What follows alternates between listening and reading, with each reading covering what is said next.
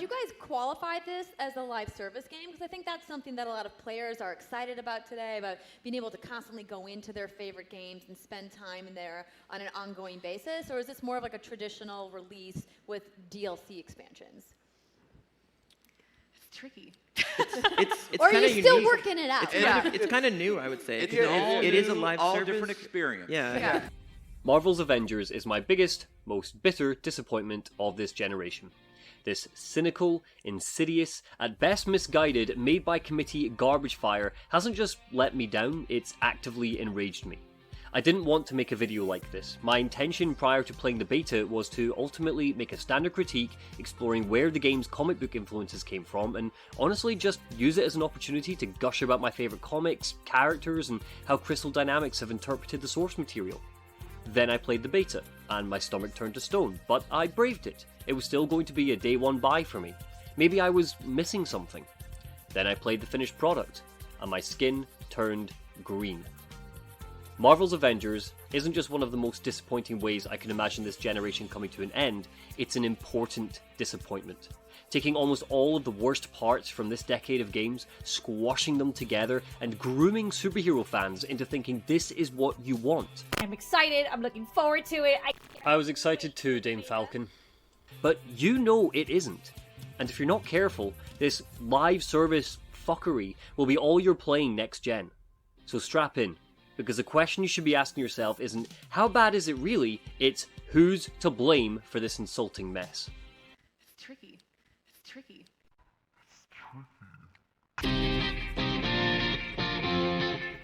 Hulk.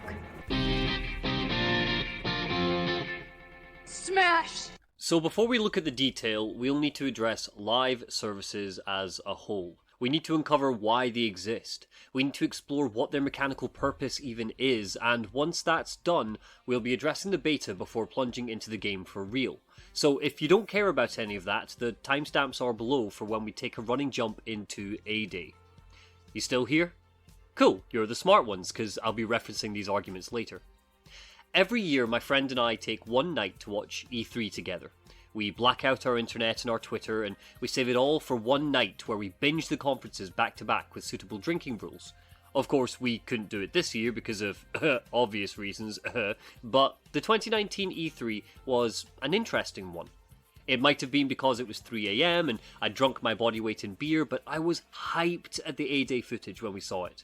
My pal shook his head and grumbled at me to calm down, but I was even more hyped when Crystal Dynamics stepped onto the stage and promised that the single-player experience had been given as much time as the multiplayer, and that there would be no random loot boxes and no pay-to-win. So our promise to the community is that we won't have random loot boxes or pay-to-win scenarios. My guard was down. I was filled with hopes and dreams and a desire to be Hulk, ripping robots in half. I blocked my nose to the spin. And despite all of the gobbledygook and gibbermajosh that they've been spinning at the war tables, Marvel's Avengers is, in fact, a live service. Yes, there's a campaign, and we'll be diving deep into that shortly, but Marvel's Avengers is a cardboard live service, not a narrative-focused one. At launch, there's nothing focused at all about the strike missions, or even replaying campaign missions with friends. There's a reason why Crystal were so cagey when asked up front what the game actually was. It's because they knew that they had promised a deep, engaging story that pulled from some of the best comics in Marvel's history, but what they were actually pouring their efforts into was the live service roadmap. When journalists finally pinned them down and forced an answer out of them, the numerous "what?" from fans didn't hit their ears because Crystal Dynamics had either been ordered to work on the live service format like BioWare had been with EA, or because it had been their idea to begin with and it was too late to back out now. See, when we were told that they had... Exactly, when we started, we looked at everything.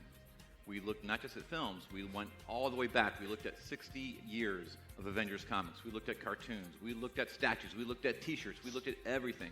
It seems that the developers pulled the wrong message from the comics industry.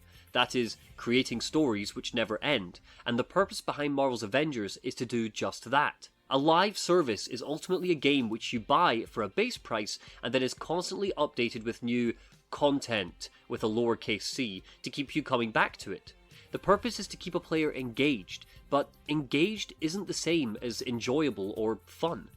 Engaged means infecting you with the game's virus to make you itch away every time a notification pings you to tell you there's a daily event happening that you've missed on, giving you bonus XP. Or a trailer drops announcing new cosmetics in the game that makes you think, oh god, I better jump back in, don't want to miss out. It digs its claws into you and psychologically manipulates you into thinking you need to play the game rather than want to play the game, meaning you'll invest time and, yes, more money into the battle passes and little cosmetics because nobody wants to be battered and bruised Hulk if you're playing online and your team all have Verizon outfits. You want the Verizon outfit because you stick out like a sore thumb otherwise. You want to support your favourite telecommunications conglomerate while you're playing as Captain America. He just loves capitalism. This is why live service games use a fictional currency. Rarely do you play a live service game with a monetization system which states plainly how much an item costs in real-world currency. It's disguising how predatory these mechanics are by trying to shoddily disguise it as part of the world building. Don't worry kids, Batman's fluffy hat doesn't cost dollars, it costs Batbucks. Anthem had coins and shards, Destiny had silver, Assassin's Creed Odyssey had Helix credits. Yes, Assassin's Creed Odyssey may be single player, but it encapsulates a lot of what makes a game a live service. Don't at me. I might make a video explaining exactly how in the run-up to Valhalla. A live service game feels at its core like an MMO. Glitzy cutscenes aside, the core of the game is to grind. Yeah, grind. Get that loot. Be a good consumer. Hulk needs a new spine. Get it. Buy it. Earth's Mightiest Edition for £210. Buy it, you cuck! In 2017, Square Enix president Yusuke Matsuda stated that gone are the days in which single-player games were of primary status and multiplayer games secondary. Lately, multiplayer games have taken the lead, and it is standard for games to be designed for long-term play. The terms multiplayer and games as a service themselves have existed for some time, but they are now being used in reference to game designs that place a strong emphasis on longer-term user engagement. We will also endeavour to develop games designed not to be played once after launch, but that customers can enjoy more and play longer. In so doing, we will increase customer satisfaction, and enhance the lifetime value of the games themselves. Intriguingly, this was around the same time Marvel partnered with Square Enix on the Avengers project, and some months later released the teaser trailer we were all excited for. Games are getting more expensive and we are earning less, meaning your average Joe simply isn't buying as many games as he used to. Huge companies like Square aren't doing the smart thing, which would be making smaller, cheaper games of a higher quality, high mortal shell, but instead they need to find new ways to squeeze you. And what better way than to take a brand that you love with promises of a long, long, long playtime, meaning you could have the experience of 10 £50 games for the price of one. Though we all know that's not how live services work. Anthem is a perfect example of this.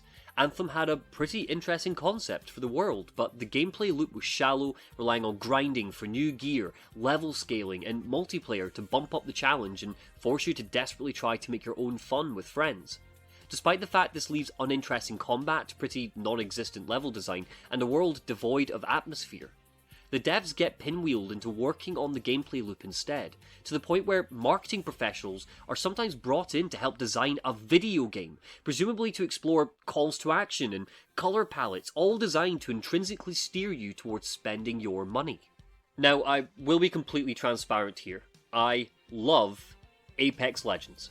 I get a real kick out of the new outfits and the online multiplayer. I do. I find the characters to be charming, but the reason why I give Apex Legends a slight pass, is because it's free to play. Regardless of the battle passes and the crap, I didn't have to pay any money to dip my toe in the water and jump on for half an hour every now and then. And I've played it so much now that I've gotten to the point where I can afford a good chunk of the content that they provide at cost, including all of the characters. Anthem, Destiny, The Division, they all cost money. They all cost upwards of £45 each. And unfortunately, so does Marvel's Avengers. Which brings me to how they let us dip our toes into this murky water. Hulk. Smash! So, not everything about Marvel's Avengers is disappointing. For example, Square Enix bowed to industry pressure and will be allowing you to get a free upgrade to next gen if you already own a copy of the game. Another example is the fact that they released quite a hefty beta for us to taste, even if they did use the early beta access as a way to sell pre-orders. And the beta launched with 2 campaign missions and a fair few side missions for us to try out. With that said, we need to talk about what happened when the beta released. Downloading the beta for the first time, intrigued players were first faced with this. Setting up a Squenix account I can forgive. At the end of the day, you're signing up to the beta. It's a small price to pay. But it only takes 5 seconds once you're logged in for ugly practices to rear their even uglier heads. An ad. A single ad slaps you in the face. For bloody Fortnite of all things. Thanks for checking out the Avengers beta. Hope you're looking forward to throwing £50 our way. Anyway, play Fortnite. All the kids are playing Fortnite. Join another microtransactions riddled product. Yay! It just leaves a sour taste in your mouth. I don't think I've ever experienced literal ads for other products in a game before.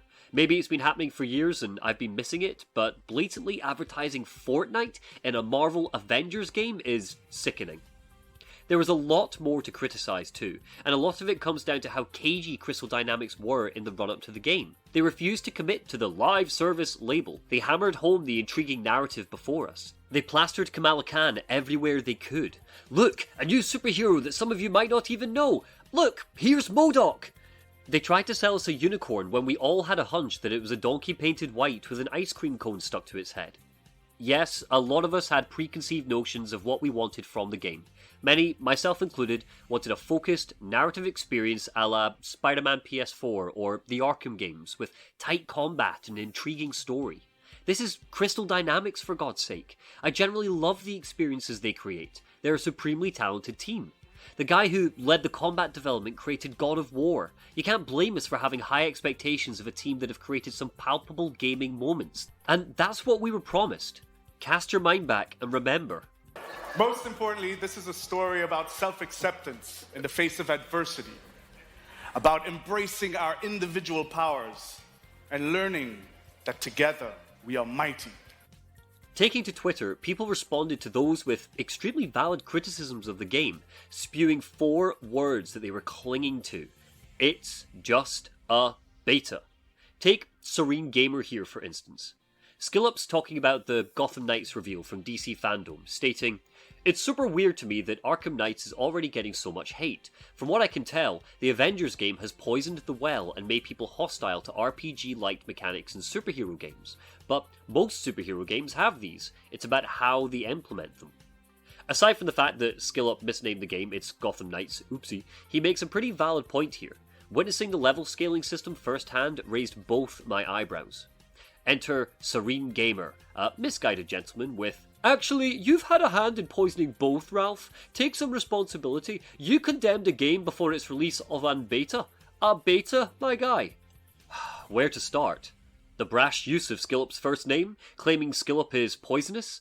Let's ignore that and talk about the insinuation that criticising a beta is only something meanies do. First, Crystal Dynamics released the beta to both get the fanbase excited about the game, but also, more importantly, to receive feedback. They've actively asked for thoughts on the game. Every mission in the beta ends with a limiting rating system for you to assess your enjoyment with. Though, with a scale of 1 to 5, it doesn't leave much in the way of nuance or actual comments. No comments, because you know what people would say, don't you, Crystal? Second, refusing to criticise a beta which shows some real problems with a game which releases in 2 weeks, just shows a reluctance to engage critically with things you spend your money on. AAA games cost a lot. If you bought one every month for a year, you'd spend £600, and they're looking to increase the price next generation. If I'm not assessing the things I'm spending my money on, well, what the hell am I meant to do with this lit degree I've worked all that time on?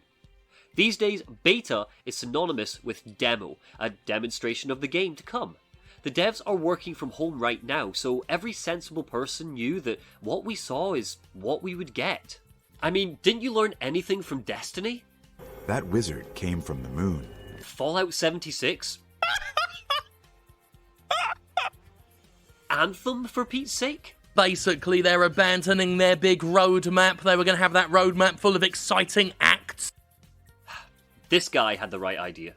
I look forward to you changing your tune in a couple of weeks when Avengers releases in full and you realise the beta is indicative of the final product. Well, looks like he called it! Hulk. Smash! Alright, here we go. Now we're getting into the nitty-gritty. Spoilers for Marvel's Avengers ahead. Why call it the Golden Gate Bridge if it's not golden? There are so many other kids. I bet their stories are all amazing. Competition is what makes us strong. What if they don't like my story? What if it doesn't fit in? It's gotta be perfect, you know? When you were born, your brother said you had googly eyes. What? But I thought your eyes were the most beautiful things I had ever seen. We are all unique, Kamala. You should be proud of who you are. I love you, Abu. I love you more. And I'm pretty sure you're gonna win this thing. Oh, could you imagine? And the winner for best fan fiction ever is Avengers versus the Evil Sewer Lizards by Kamala Khan. And the crowd goes wild. That's the spirit. The game opens really quite strongly. We play as a young, pre-powers Kamala Khan attending A-Day with her father. The game is front-loaded with Easter eggs and a lovely open area for us to explore. Our only task? Collect some comic books and drink in the atmosphere. Crystal really captured this sense of being an Avengers fan attending a huge event where you might even get a chance to meet your heroes. It's the last time you'll feel like this. Finding collectible interviews with the team flesh out the world. Legitimately interesting collectibles too, rather than just numbers to hoard. But would it kill you to let us listen to them when we walk around Crystal Dynamics? Games haven't forced us to sit in a menu for audio diaries for half a decade. This is 10 steps backwards.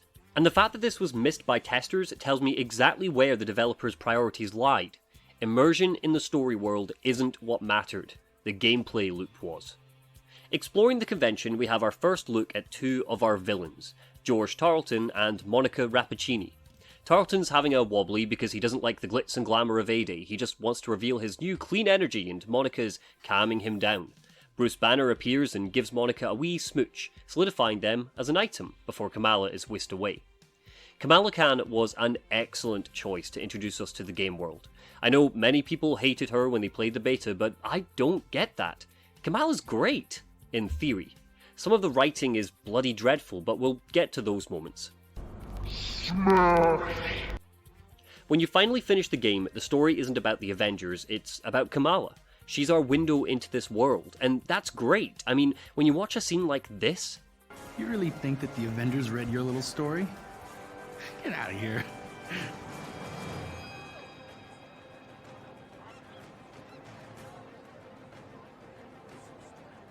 And the mob, and the press, and the whole world tell you to move. You plant yourself like a tree beside the river of truth, and you say no. You move. What? Who said that? A real fan would. It's hard not to be endeared to this dorky kid who just really fucking loves superheroes.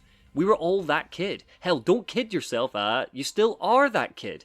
It's why you were excited for this when it was first announced. It's also a lovely nod to Marvel's history, Kamala using Cap's exact quote from the comics rather than the similar, but equally as provocative line from Civil War. And then 10 seconds later, we're faced with a scene like this.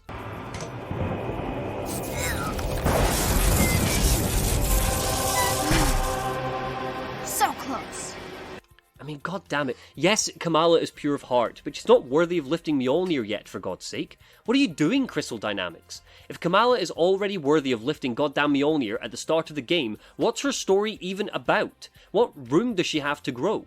The only way this makes logical sense is if this isn't Thor's hammer and it's just a theme park ride that's there for the convention. And this is the issue with the writing of the characters throughout the game. Even here, A-Day, the best part of the story, we already see the shark fins of bad writing peeking out of the water. On paper, Crystal Dynamics captures the essence of Kamala Khan, but that's all they really capture. The essence. You know, in order to fully explore her arc as the game progresses, we need to talk about the source material, so let's talk about Marvel Comics' Kamala Khan. Ms. Marvel. Ugh, you again? Why would anyone weaponize a giant frog?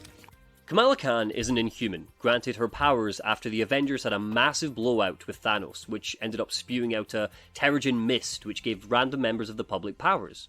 As a Muslim Pakistani American living in Jersey City, a lot of what makes her cool is through her battle to be the daughter her family wants her to be, and living the life she believes an average American schoolgirl should live.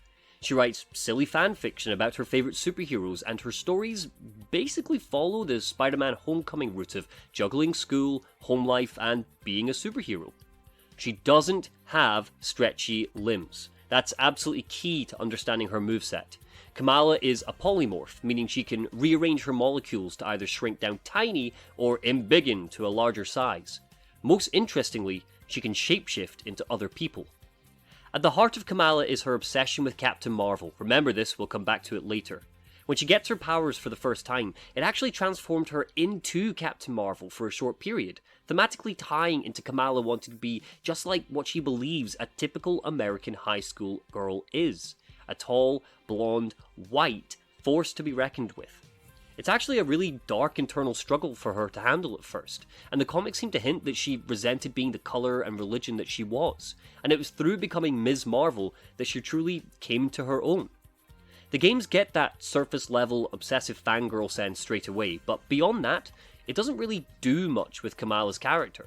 She doesn't lose faith in the Avengers, even when they're being a bunch of whiny dickheads. She doesn't face any consequences for abandoning her family and running away to Utah. She doesn't learn anything. She just becomes the player's window, and that's about it. The steam of Kamala Khan is in this game, but the broth isn't. Is that even a real analogy? Doesn't matter now. The same can be said for the rest of the Avengers too. Don't forget that Square Enix told us that they're going to be unique to the game, to say, oh, I've never quite seen that Captain America uniform. In fact, if you get a close-up of the shirt, revealed here, first time, we actually changed and did our version of Captain America's shield. But they didn't. You can talk about Cap's bloody shield all you like, but there's a reason why everybody's immediate reaction to seeing the team in full made everybody go, oh, I get it. It's like the MCU designs, but not. At A-Day, we see Tony Stark interrupt George Tarleton's speech with a flashy Iron Man crash to the stage with rock music, a moment heralded into Iron Man's characterization by the MCU movies, not the comics. It's a tiny detail, but indicative of the direction Crystal took with the team as a whole. It's the MCU Avengers, but not. The star-studded cast are all great, and I can't fault their voice acting, though I reckon Troy Baker could have done something a little bit more special with Bruce Banner. There was a sense from earlier previews that Baker initially took the voice up an octave for Banner, but then was redirected to use his Booker DeWitt voice so that it's more recognisable. I'm not sure if that's true, but looking at the scenes side by side, there does seem to be a strange disconnect here. Check the signs? It doesn't really matter what the costumes were in AD either, because Square Enix were determined to have you juggle the costumes with the battle passes as you played anyway, so I won't even comment on them at this point. But what I will say is Kamala Khan's costume in the comics is amazing, meshing cultural heritage with a colourful pop of a superhero, and we spend way too much of the game playing as her in civvy clothes, even when her secret identity is ousted and she's on the run from AIM. Anyway, back to the actual story.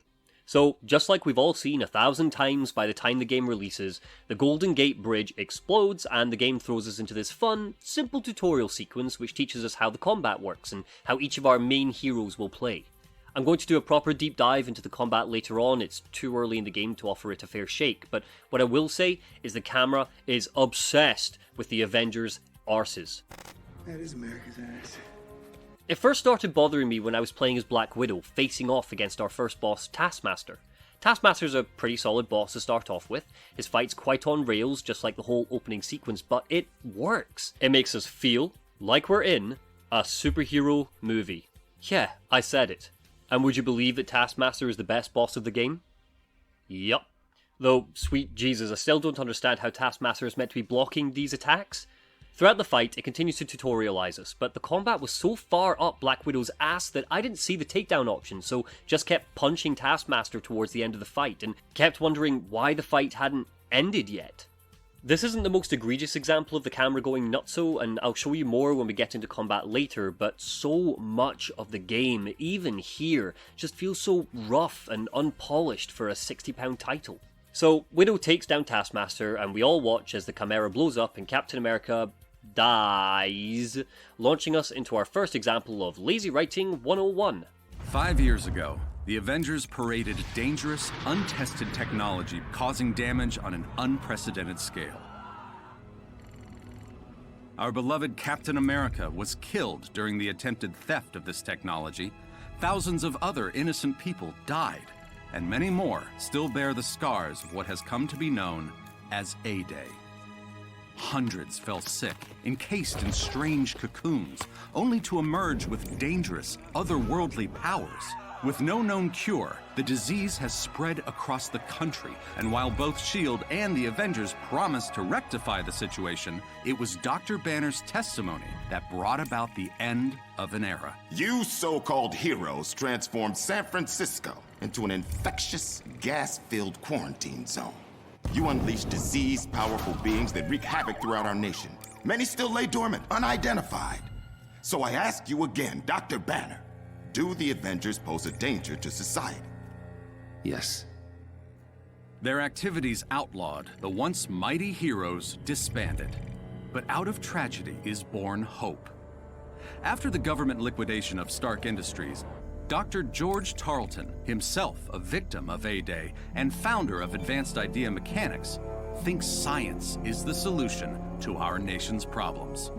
I wish I knew what happened to Captain Rogers that day, but I was nowhere near the reactor room. I don't have those answers, but I can promise you this. I will use this second chance to make you safe. AIM will find a cure for the inhuman disease. What is this? When I played the beta, I honestly thought it was a placeholder to fill in the gap between A-Day and the Chimera, but it's not. This is something which is in the game. Just humor me for a moment.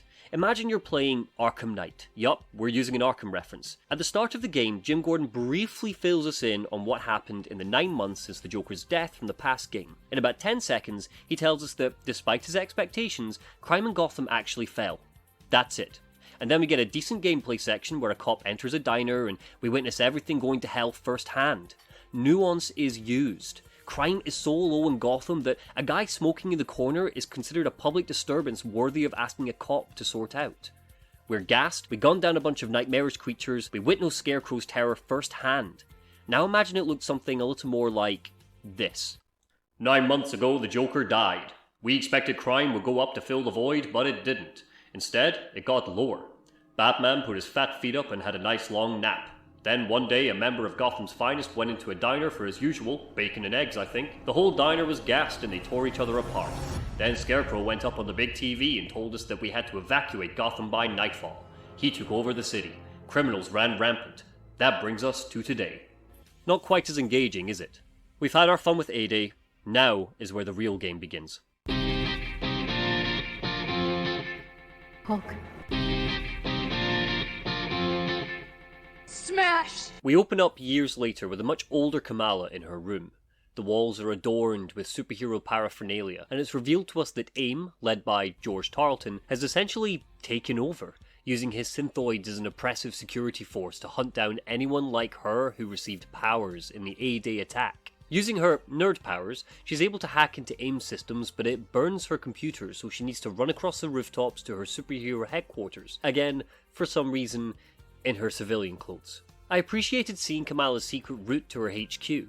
Running across the rooftops and using her powers to get around is nice in these linear sections, but the platform isn't exactly engaging. Crystal are using this as our tutorial 2.0 to teach us how to run, jump, and grab onto ledges, because we hadn't used these parkour-light mechanics earlier. Right?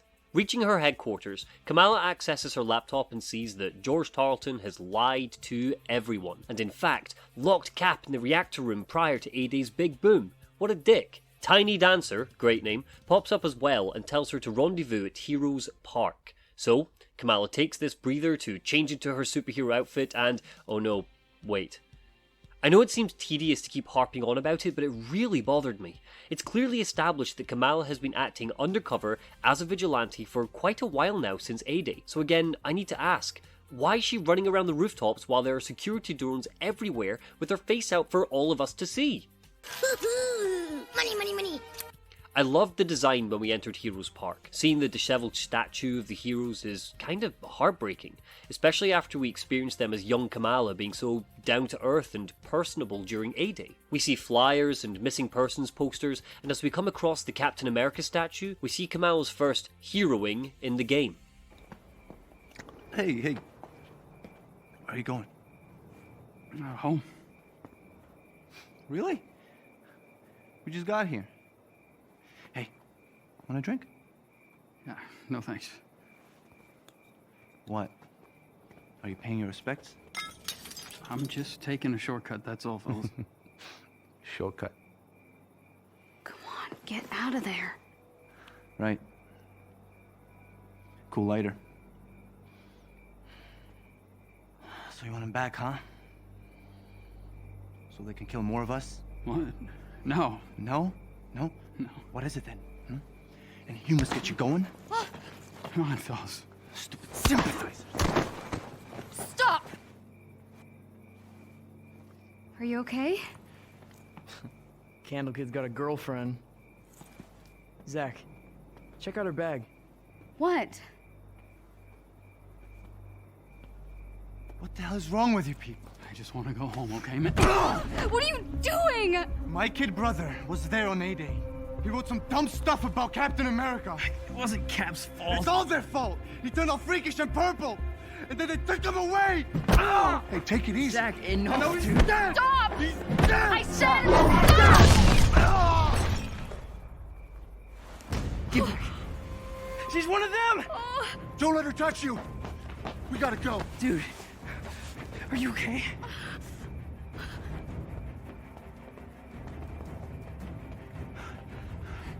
Come on, let's go. Don't touch me. What? You're Tiny Dancer, right? What do I do with this? What are you talking about? Please, just let me go. I still find her reaction to this to be quite jarring. She looks completely appalled that she used her powers. I get that she's in hiding from AIM, but again, if Kamala was in her superhero costume, she wouldn't have the issue of being recognized. Regardless, she doesn't get to meet up with Tiny Dancer, and instead, we're forced into this bizarre, stealth-esque sequence. I hate when games force me to play stealth without investing in the actual mechanics to make it legitimate gameplay. For a start, there's an insta-kill system in place. If she gets caught, that's it. Game over. No chance to be creative, fight, or make a break for it. You can't control when Kamala crouches, she can't do silent takedowns just in case. We simply have to maneuver around some laughably simple AI pathing so we can get down into the sewers. I got caught once in this section, and that's purely because I thought she could stealth attack one of the synths. Again, bringing things back to her power set, Kamala can bloody shapeshift. If you were insisting on pushing me through this strange on-rails stealth section, it would have been much cooler if Kamala morphed into one of the synthoids to escape, but nope. Instead, we're just pushing forwards on the left stick and crawling in, through, and out of the sewers. Waiting for her is Monica, who knocks her out and chucks her in a limousine with herself and Tarleton. Old George isn't doing so well, his head has started to morph and evolve. And this is when the game plants the first seed that George's evolution is because of Monica's medical assistance. It's here we get our classic villain explains motivations scene as well. Oh, good. You're awake. I'm so sorry. Those synthoids were only following their security protocols. Stealing private information is a serious offense. Monica, give her a moment. Hey, what's going on? Where are you people taking me? Somewhere safe. Forgive me. I know I don't quite compare to my holographic counterpart, but it's a nice trick for the shareholders.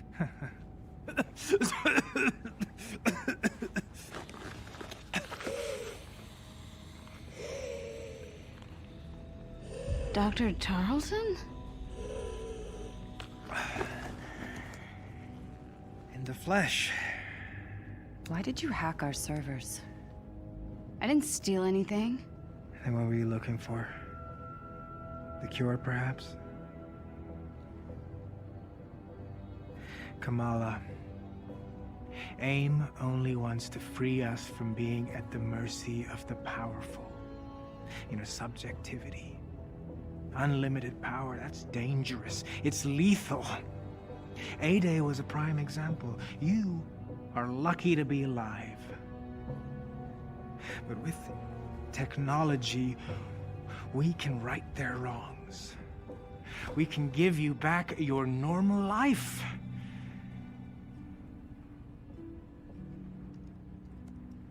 Look, I just guessed a password, okay? I didn't think I'd actually get in. She is clearly violent. Her infection must be getting worse. What? I didn't mean to hurt anyone. Of course not. But what happens when you lose control again? What happens when you hurt someone that you love? Even the Avengers had to suffer for their hubris.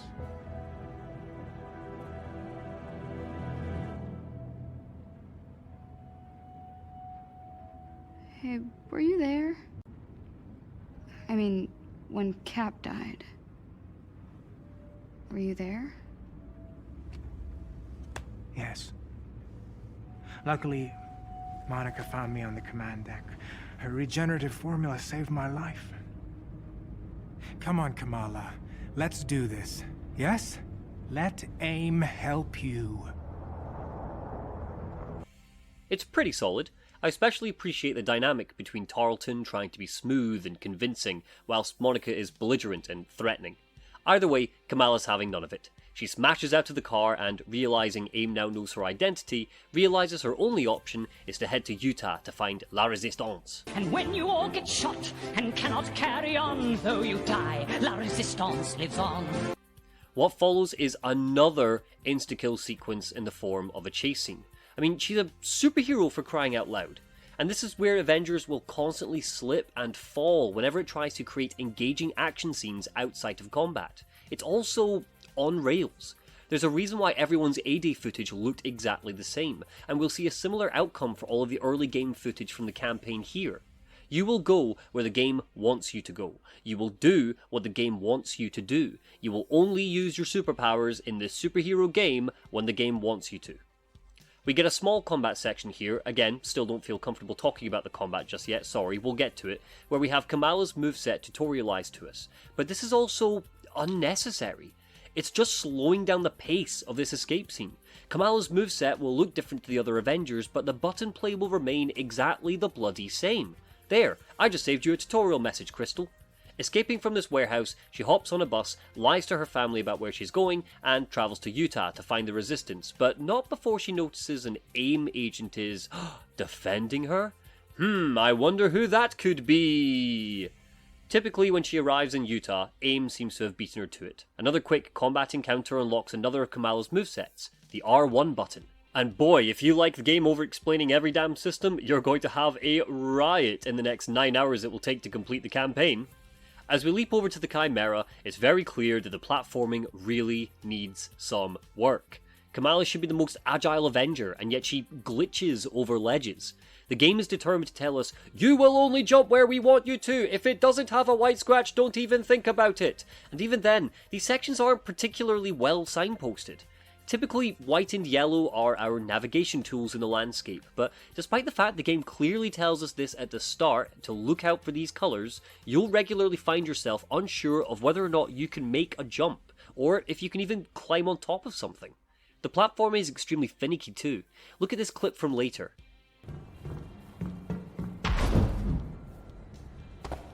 The X blinks for a split second, and every time, I swear to you, I'm pressing it, but it's not reading my input. I'm locked in poor platforming hell. Entering the Chimera, Kamala unlocks a new superpower, blowing on metal boxes and breaking them up. Haha, okay, I'm kidding with that one. Criticizing that would be very nitpicky, and I understand why it's the case. The missions are littered with these things, so it would be extremely frustrating to be bumping into them during combat. Digging through the Chimera, she finds Cap's old shield, and is immediately chased by the Hulk. Of course, after finally finding an Avenger, Kamala's immediate reaction is to want to leave.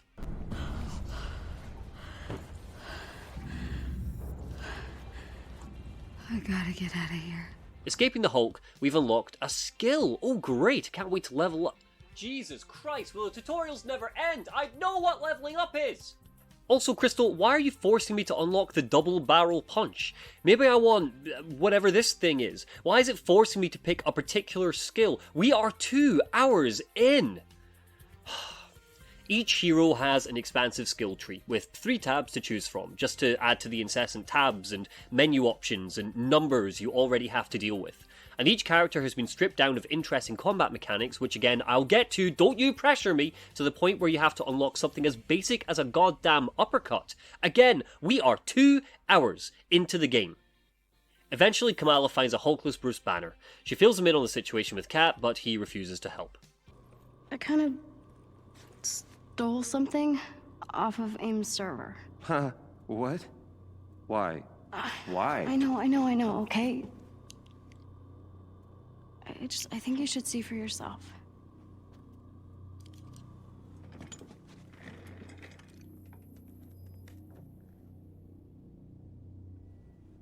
It's Tarleton. Yeah. Why are you shutting down the security protocols?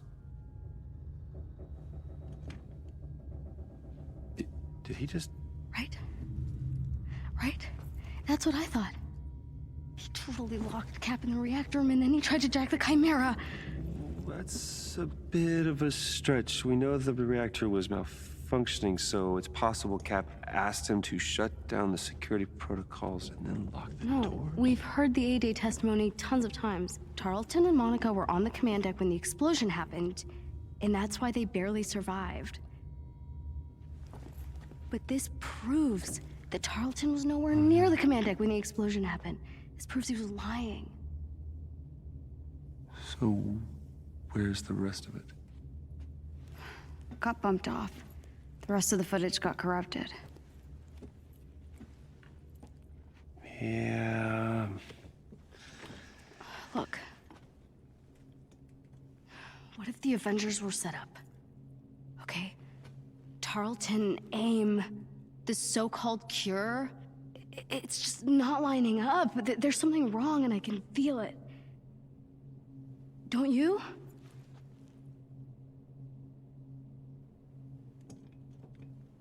Here, I thought you were just some nosy little thief trying to make off with Cap's shield. The chemistry between these two is really quite strong, and the performance is quite lovely as well. Again, there's so many really shiny moments buried under the pile of numbers, bugs, and poor optimization, and this is definitely one of them. Troy Baker almost sounds like he's ad-libbing here, and then it hard cuts to this.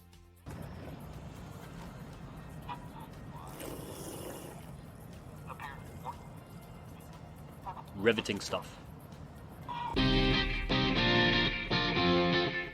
Hulk.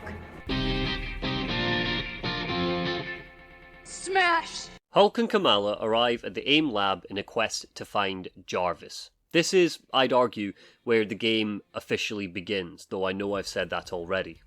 We have an AI companion, we have the Chimera, and we're about to have the war table. It's also where the game starts to get quite tiresome. Arena fights. Most of the game is arena fights. Here, Kamala and Bruce enter a wide open space and they're ambushed by AIM. Just before the fight begins, we're faced with another in a long line of QuickTime events. Well, not really a QuickTime event, just a button prompt because the game freezes and waits for you if you don't push it. That's kind of you game, but I'd really rather there was some tension to these things. In fact, yeah, okay, this is probably the right time to start talking about combat. So, there are a lot of components which make up satisfying melee combat in a game. The sound design, the animations, enemy variety, but one thing that I find to be pretty consistent in combat which I enjoy is the moment-to-moment decision-making in a battle scene.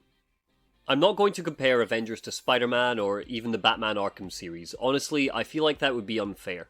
In order to incorporate the multiplayer into the gameplay, Avengers simply had to be a brawler beat-em-up so that during multiplayer missions, everybody could play their part and feel part of the team. Instead, let's look at a more comparable contemporary, God of War. Considering Vincent Napoli was the lead combat designer on that game and Avengers, we should be able to get a fair gauge of minute-to-minute combat when looking at these games side by side. Take this video which PlayStation used to show off how engaging God of War's new combat can be when the game first released. This is a section from pretty early on where Kratos and Atreus enter an arena. Draugr line the room, frozen in place. There's clearly a world design reason for them being here, they don't just spawn out of nowhere. Over the course of this short section of combat, the player needs to be aware of and make numerous decisions on how to handle their foes. Decision 1. Charge forwards and mash square. Fair enough. Decision 2. This enemy has just woken up, so we need to handle him. Decision 3. What's the space like? There's a ledge just behind him. Decision 4. We push him off the edge for an insta-kill. Decision 5. The sound design makes us think that there might be arrows flying towards us, so we raise our shield to block them. Luckily, it's just Atreus. Decision 6. Another enemy. We use a special move to twirl the Leviathan axe for a good chunk of damage. Decision 7. Our AI companion has stunned the enemy so we can move back and throw the axe for extra damage. Decision 8. There's an alert meter at Kratos' hip telling us another enemy has awoken, so we need to turn our attention to it, and also Decision 9. We need to recall our axe so we have our weapon back. Decision 10. We mash square but aren't being ambushed just yet. Decision 11. We can take a second to prepare a strong uppercut by holding a button down. Decision 12. There's a sticky mechanic which works with God of War's combat, so in a few short swings, Kratos is shot over to the next enemy. Decision 13. The axe has a small chance to freeze enemies, so they are stunned again, so we can prepare another strong uppercut. Decision 14. Our uppercut has actually staggered a nearby enemy, so it's now flashing red for a finisher, but Decision 15, our alert level is flashing red behind us. We're about to be attacked. We need to figure out what we're going to do. So, Decision 16. We press R3 for a finisher to satisfyingly tear an enemy in half and evade danger from behind us. Decision 17. We turn around and a meteor is coming our way, so up goes the shield again. Decision 18. The enemies are quite far off, so we can hold our throw attack for extra damage. Decision 19. An enemy is just awoken and now he's charging us. What are we going to do? Decision 20. We can time the recall of the axe back just right and it staggers the charging enemy. Decision 21. Atreus has stunned the enemy again so we can finish them off. Decision 22. Some more enemies have woken up. We roll to close the gap quickly. Decision 23. Using that gap, we launch an enemy into the air with some heavy swings so we can turn our attention to the others. Decision 24. We throw our axe again for a chance to freeze. Decision 25. Before we can jump in to finish them off, another meteor comes our way. We consider using the shield to block it, but Decision 26, we change our mind at the last minute and dodge out of the way. Decision 27. We've now lined up 3 enemies nicely, so we recall the axe to stagger them and chip at their health. Decision 28. We hammer at the nearest enemy again, and Atreus stuns them so we can finish it. Decision 29. We see 2 enemies left, so we dive in with a spinning attack to stagger them. Decision 30. An enemy tries to stab us, but rather than dodge out of the way, we parry the attack using our shield, which staggers it. Decision 31. The game's been gracious enough to go into slow-mo, so we can use a special to blast the enemy back. Decision 32. Our alert level is red again, so rather than finish the first enemy off, we turn to handle the immediate threat. Decision 33. We mash square a bit, no shame in that, and it lines the 2 enemies up side by side. Decision 34. We slap both of them with a spinning attack for simultaneous damage. Decision 35. Because that doesn't quite finish them off, we chuck our axe one more time at the surviving enemy to freeze it because, Decision 36, our red alert level is telling us that there's an enemy above about to launch a meteor attack, so we need to turn our attention towards that. Decision 37. We engage in some risk-reward, guessing that we can power up our axe throw faster than the enemy can toss another meteor at us. Decision 38. It works, but we have to dodge after the meteor anyway. Decision 39. The enemy we froze is moving again and about to charge us, so we recall our axe. And finally, Decision 40. We chuck the axe, recall and chuck it again to finally finish him off. Whew. All of that. 40 decisions, 40 things to be aware of, 40 things to intrinsically be conditioned into preparing for in 69 seconds. And I would argue that if I was being really strict, that decision number would be much higher. Arguably, each recall of the axe counts as a new decision to make, but I think I've made my point. Vincent Napoli designed some crunchy, fast-paced combat which forces the player to make an average of one choice every second and a half. So let's see if he achieved that same feeling in Avengers. Using a similar section of this game, with a character of what should be equal strength, I think comparing the Hulk's combat to Kratos is pretty fair. You'd assume we should examine Thor, but he's barely in this game. #Justice for Thor. And aside from throwing and reclaiming his hammer, there aren't as many similarities between the God of Thunder and the Ghost of Sparta as you might expect. So let's see what Hulk's decision making and awareness is like in this combat sequence. Decision 1. We close the gap between Thor and the Synthoids.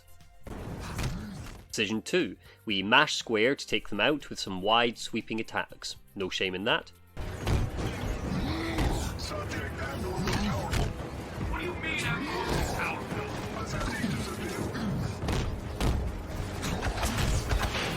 Decision 3. We absorb their blows and keep mashing square because Hulk's health bar is huge.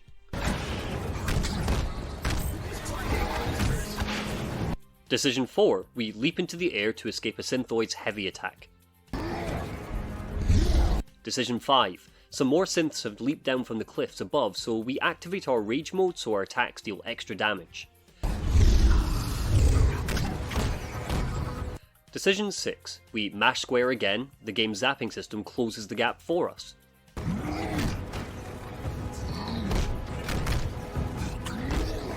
Decision 7. Our alert meter has gone off, but it bleeds into the environment just like a lot of the HUD, so we miss it and take a hit, but it does still count. Me not being an expert in the game doesn't mean there aren't decisions and things to be aware of. Decision 8. Our rage bar has depleted, so we need to attack some enemies so it can regenerate. Decision 9. We're surrounded, so we mash square again to lessen the mob's numbers. Decision 10. Our moves are quite slow, so we could leap away from the enemies, but we make a conscientious decision to stand our ground and keep mashing square.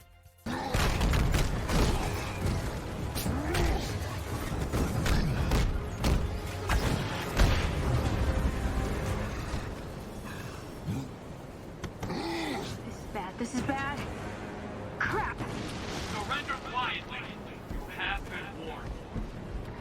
Aim's crossed. Decision 11. A second wave has appeared, and something to be aware of here is that the enemies have shields which block our attacks. We're going to need to think of a way to get around that. Going all over the place. Get here. Decision 12. Regardless, we try to smash the shield enemies because their shields only face the front, and Hulk's massive fists would easily get around that. However, it seems like they don't. Decision 13. We're surrounded and getting our ass kicked, so we try to leap away to safety. Decision 14. We notice a Synthoid swinging a metallic fist our way, so Decision 15. We activate Rage Mode again to deplete incoming damage, and Decision 16. We mash square to get some solid swings in. Decision 17. Using our Rage Mode and our extra strength, we can now break these new enemy shields.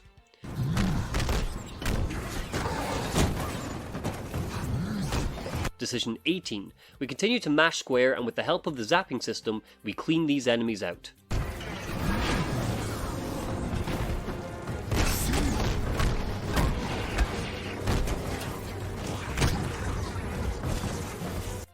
Decision 19. There are 2 enemies left now, both with shields, so we rush over to close the gap. Decision 20. Foolishly, we try to break the shields by mashing square again, all to no avail. Decision 21. We bite the bullet and use our special, the Thunderclap, which blows them away. Decision 22. We now have a new type of enemy to be aware of, and easily the most irritating in the entire game, the Peacekeeper, who is able to constantly teleport away from our ranged attacks. Decision 23. Hulk has a ranged attack, he can throw boulders, so we launch a rocket where the Peacekeeper was standing, but he teleports out of the way, so Decision 24. We re-aim, try again, and hit him, stunning him. Decision 25. We continue to throw rocks.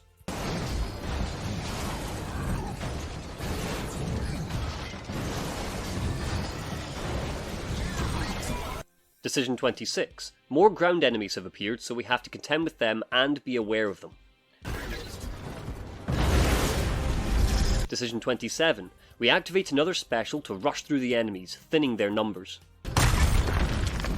Decision 28. We turn around to see another synthoid and, with the zap system, mash square to take him out. Decision 29. However, we should have been prepared to dodge after the Peacekeeper's clear red laser. We aren't, so Hulk goes down. Decision 30. After recovering, we jog over to close the gap with the Peacekeeper. Decision 31. We mash square, but he's teleported away. We should have grabbed him to put a quick end to this. Decision 32. We now have to find where the Peacekeeper has gone. Decision 33. We jog over to him again. Decision 34. We mash square to finish him off. Now, you may have felt that, despite there being less decision making, that combat section felt significantly longer than the God of War breakdown. You would be right. Not only does the long gaps between needing to make decisions make Avengers combat encounters feel much longer than they really are, but I also wanted to give the game the benefit of the doubt and play out this entire combat section. It lasted 2 minutes and 10 seconds. It was almost double the length of the God of War section. And we came out with, what, 34 decisions? Averaging it at about one decision every 6 and a bit seconds. The sense of weight and unescapable rage both characters should bring, Hulk fails in this. He feels floaty and slow in his movements. I constantly found that I was wiping out enemies faster and more deliberately as Kamala than I was as Hulk, and I shouldn't feel that way. If it takes Hulk 1,000 hits to take out a damn beekeeper, something's gone wrong with your game feel. And don't tell me that these shield Egypts are using technologically advanced shields so Hulk can't break through. He's the fucking Hulk. If I'm launching him into the air for a sincere elbow drop, wrestling reference, it should absolutely break through a bloody synth shield. And what you saw in this breakdown is your gameplay loop. At launch, even the environments feel similar. Find an aim lab, run down a corridor, enter an arena, fight the enemies, enter an arena, fight the enemies, enter an arena, fight the... Am I painting a clear enough picture yet? Just because the game has options doesn't mean you're inclined to use those options, especially when things like your customized takedowns are locked into the battle passes. You need only a couple of buttons in Avengers, the light attack and the trigger buttons for larger enemies. There's so much more to say here, so consider this to be part 1 of the combat analyses. We'll return to it later. Back to the story. Oh, we've entered another arena, but at least this one has a cutscene. Kamala sees the chambers where AIM were experimenting on the Inhumans to quote-unquote cure them, and watching a film of Monica curing Flynn, the asshole from Captain America's booth at A-Day, she is pissed. And thus, a meme was born. They were keeping the Inhumans in here. What happened? This is where they hurt them. Hulk. I need you to destroy this lab. Smash! I don't know what it is about this scene. I don't know if it's the bizarre framing by using Flynn to evoke sympathy, the intonation, or even just the dialogue, but I laughed, and I still laugh when I see this scene. It's even funnier in the final release than it was in the beta for some reason. This moment, which should be so heart-wrenching and tense, just doesn't work for me. I'm sorry. I still love Kamala as a character, but this is yet another example of Crystal Dynamics doing her dirty. She shouldn't be ordering Hulk to smash anything. She should be mirroring his constant rage. She should break out of that upper deck and start smashing the place up herself. After another arena fight, we ultimately swap to playing as Kamala. She enters an arena with a large chasm between two platforms, and Avengers employs one of its 3 puzzles, flicking 3 switches. But what the game's actually done is it's shaken up the formula a bit. Now we have to pull a lever, fight some bad guys, pull a lever, fight some bad guys, and, you'll never guess, pull a lever before fighting some more bad guys. At least this is when Abomination shows up for our second boss fight. As Hulk, we have to battle his larger, uglier counterpart in an arena with bursting electricity in the corners of each room. Now as Hulk, you can use the electricity in your favour. If Abomination comes near one, you can throw a slab at it for a shockwave, which damages him?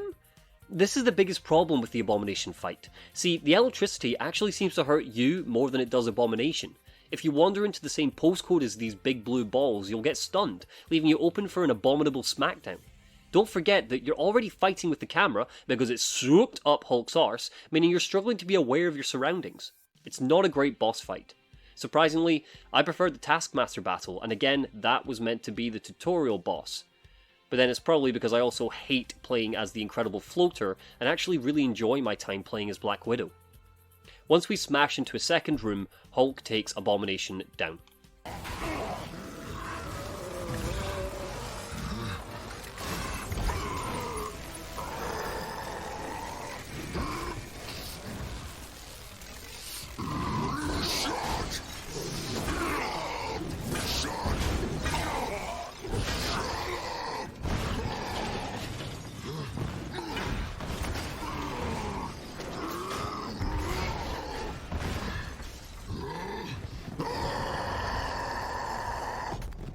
And I can't be the only one who felt a little bit uncomfortable as Hulk screams in anguish and just murders Abomination, right? Like, obviously the bony bastard's going to be back later, but seeing Hulk just scream, "Shut up! Shut up!" after Abomination basically spent 4 minutes calling him ugly made me feel really, really uneasy. It killed a lot of my sense of accomplishment watching that. I don't know, maybe it was just me. This is purely subjective. Comment below and please let me know if you got the same sense or if maybe I'm just being a little bit fragile here. Journeying back to the Chimera, we have yet another inexplicably strange scene. Kamala breaks down to Bruce, terrified that she's a freak. Okay. Okay. Good. So... yeah. What if it's real? Oh, sorry, what was that? The cure. What if it's real? I mean, it looks real, but what if I could be normal again? It didn't work like that. I mean, you saw them. It looks like it really hurts, but maybe that's worth it? Kamala... I never really fit in before. I mean... superheroes were my world, and I figured if I could just win that fan fiction competition, you know, then everything would just be... It doesn't matter. Now look at me. I'm a freak. Whoa, you're not a...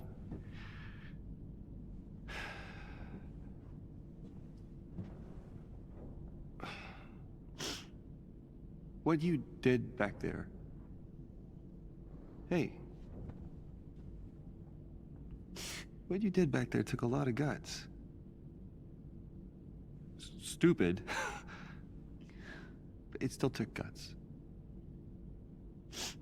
And not a lot of people could, you know, do that. Good isn't a thing you are. What?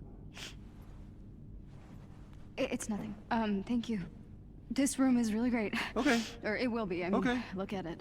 Yeah, it's kind of fun.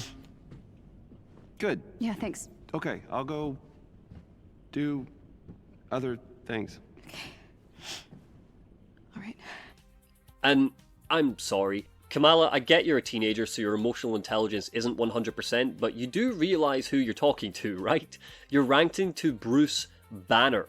The guy who turns green, loses control, rips all of his clothes off when he gets stressed. That you think you are a freak. You realize you cannot use your powers, right? You realize you literally have the ability to look like whoever you want, right? Like, Jesus, I didn't feel sorry for Kamala in this scene. I felt sorry for Bruce for having to put up with her. And to top it all off, this happens. Now look at me. I'm a freak. A few moments later. Now I have my own room on the Chimera. Hulk. Smash! The Chimera, just like any hub world in a live service game, is fun. It's intriguing to explore and find everybody's rooms at first. It's interesting to look at items of interest and talk to Jarvis about them. Best of all, it evolves.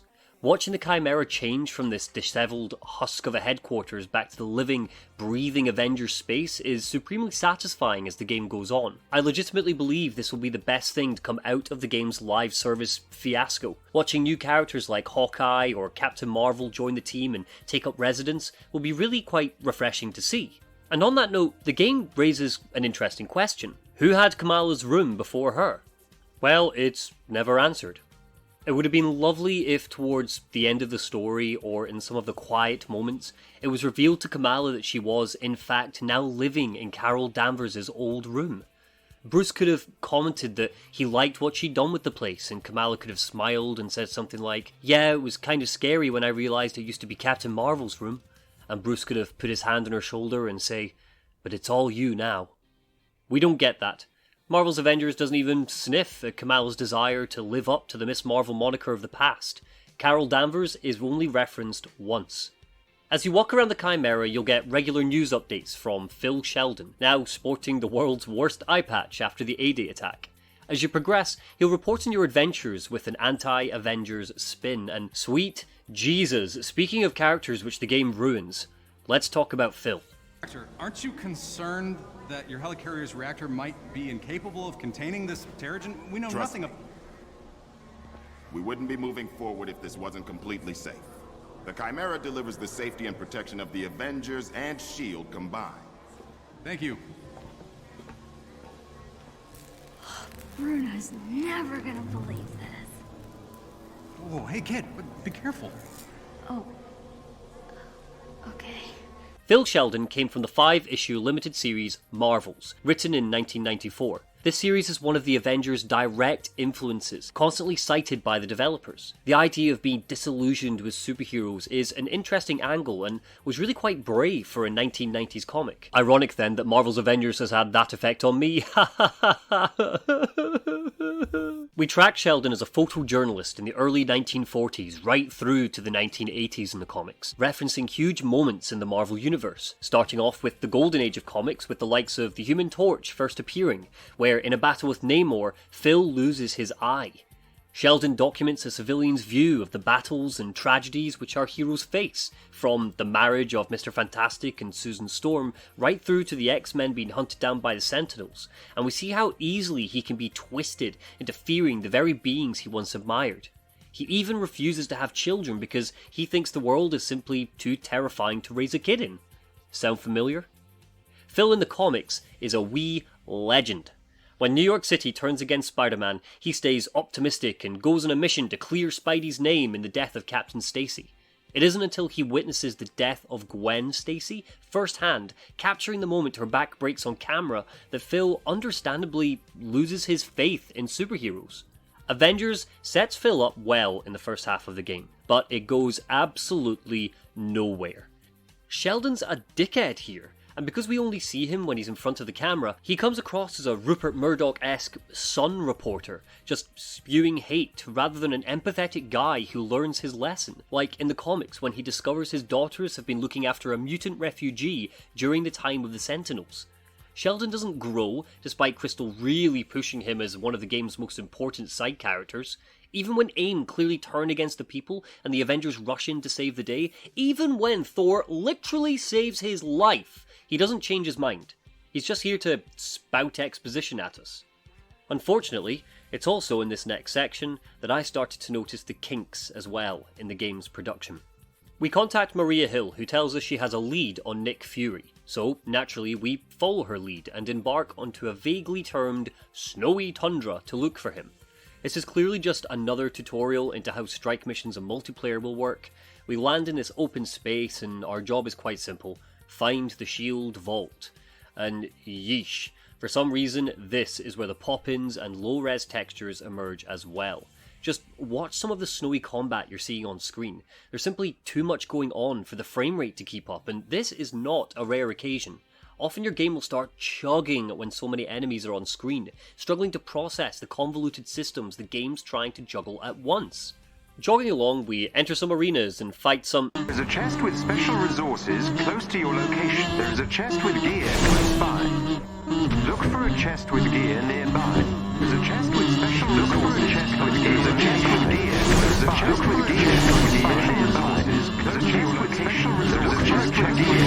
Get interrupted a dozen times by Jarvis telling us that there's a new spine for Hulk 100 meters away. Super engaging, not annoying at all. I'm getting a real kick out of this.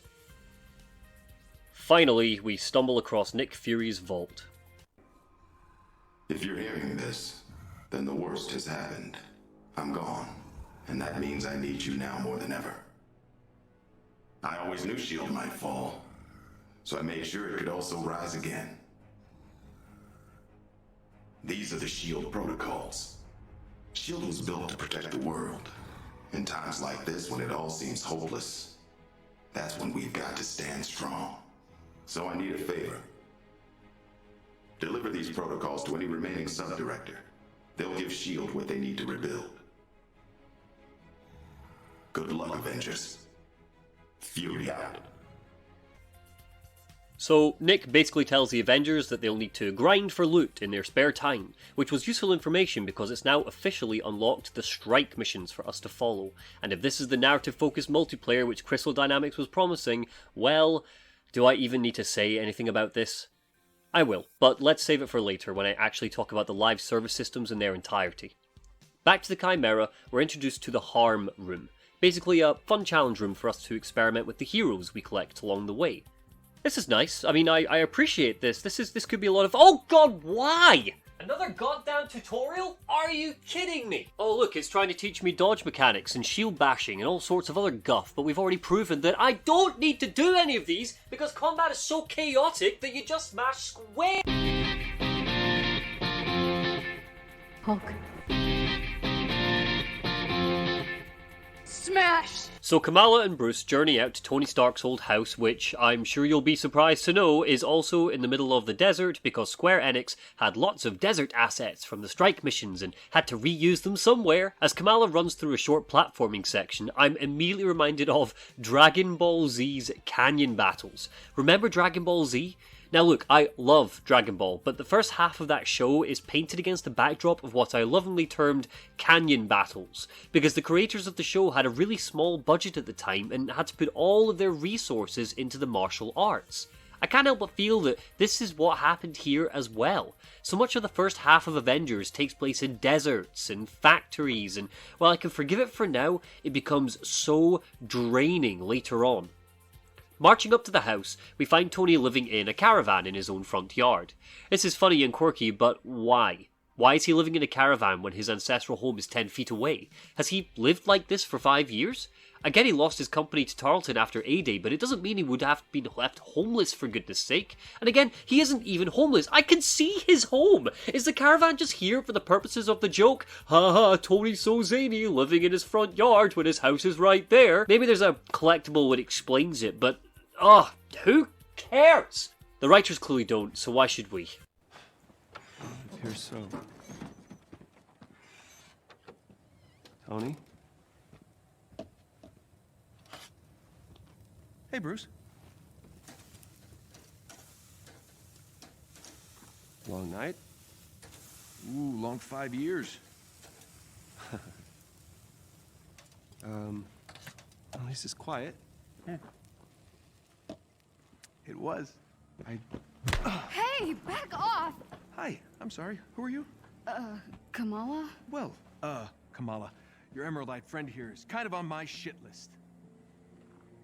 Okay. I deserve. Yeah, you're damn right you deserved it. Do the Avengers pose a danger to society? That was the question, Bruce. That was the question. Did you even check the science?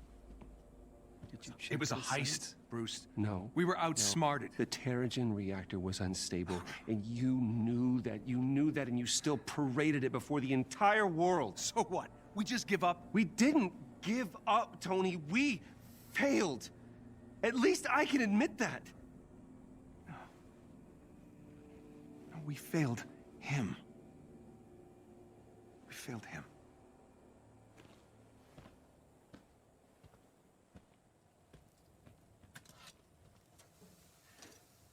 Tony, I don't know how long you're gonna be mad at me, and to be honest with you, I don't really care.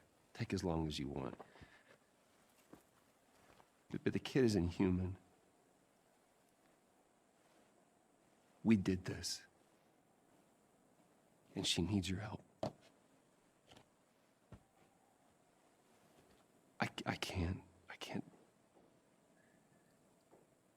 You can't what? You're ditching me? Oh, hey, don't take it personally, kid. No, this is what he does, isn't it? And why don't you take a good look around, huh? I can barely help myself.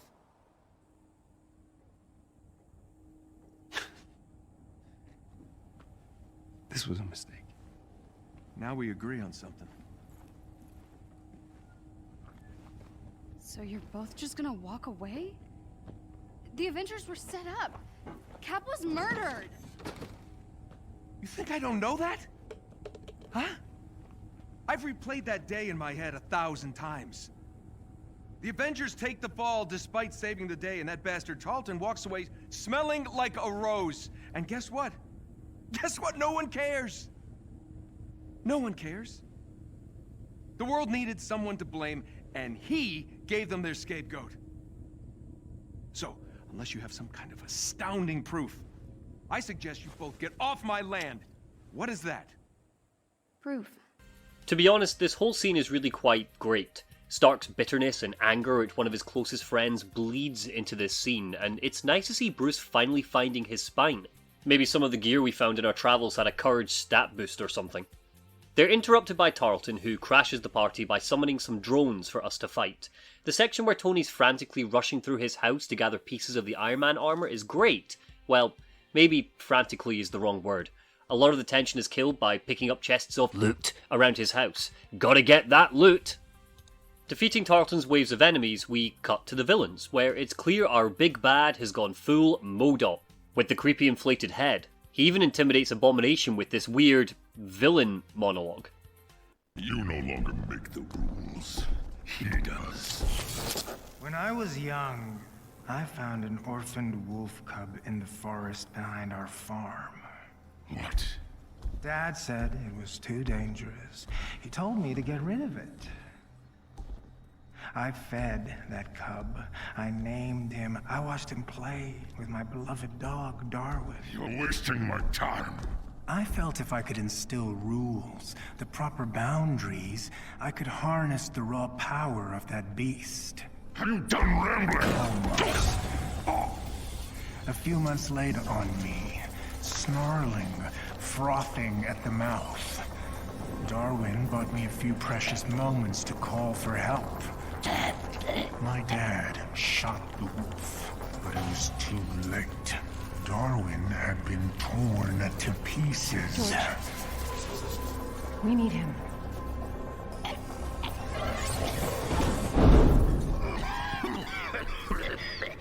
I'm sorry. I don't know what came over me. Leave. Please.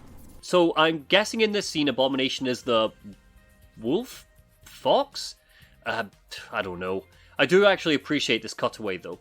It shows the dynamic between MODOK and Monica quite clearly.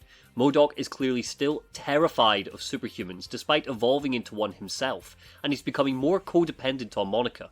The second Abomination threatens her, he becomes unstable, ready to murder Abomination in cold blood, but Monica keeps him on his leash.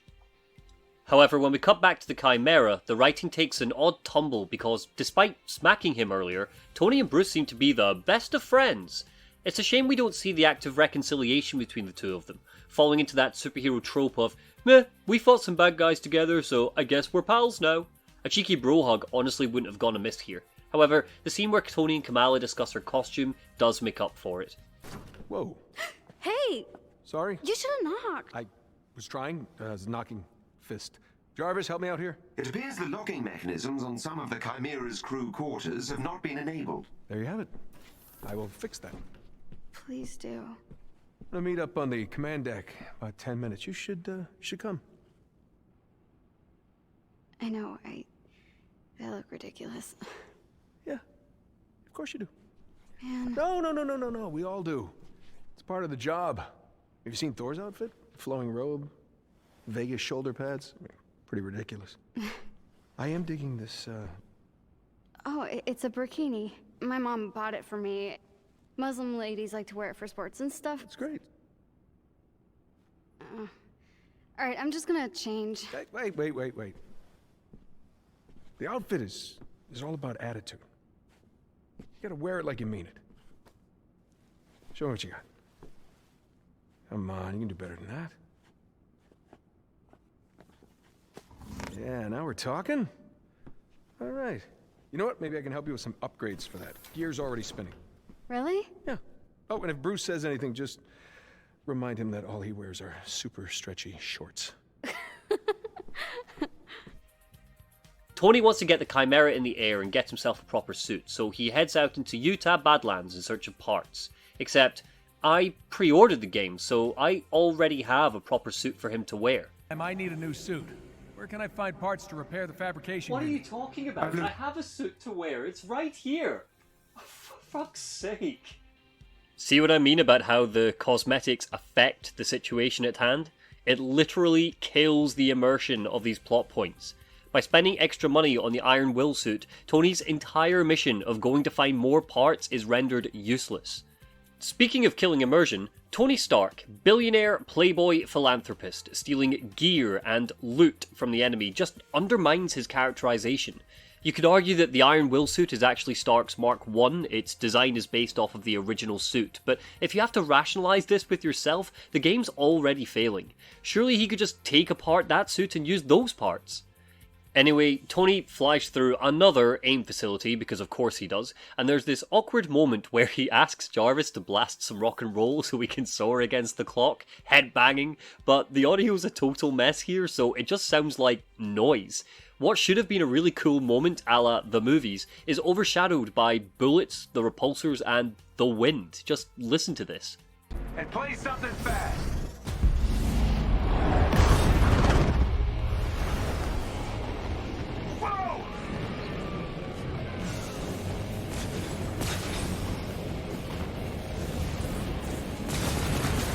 Won't last forever.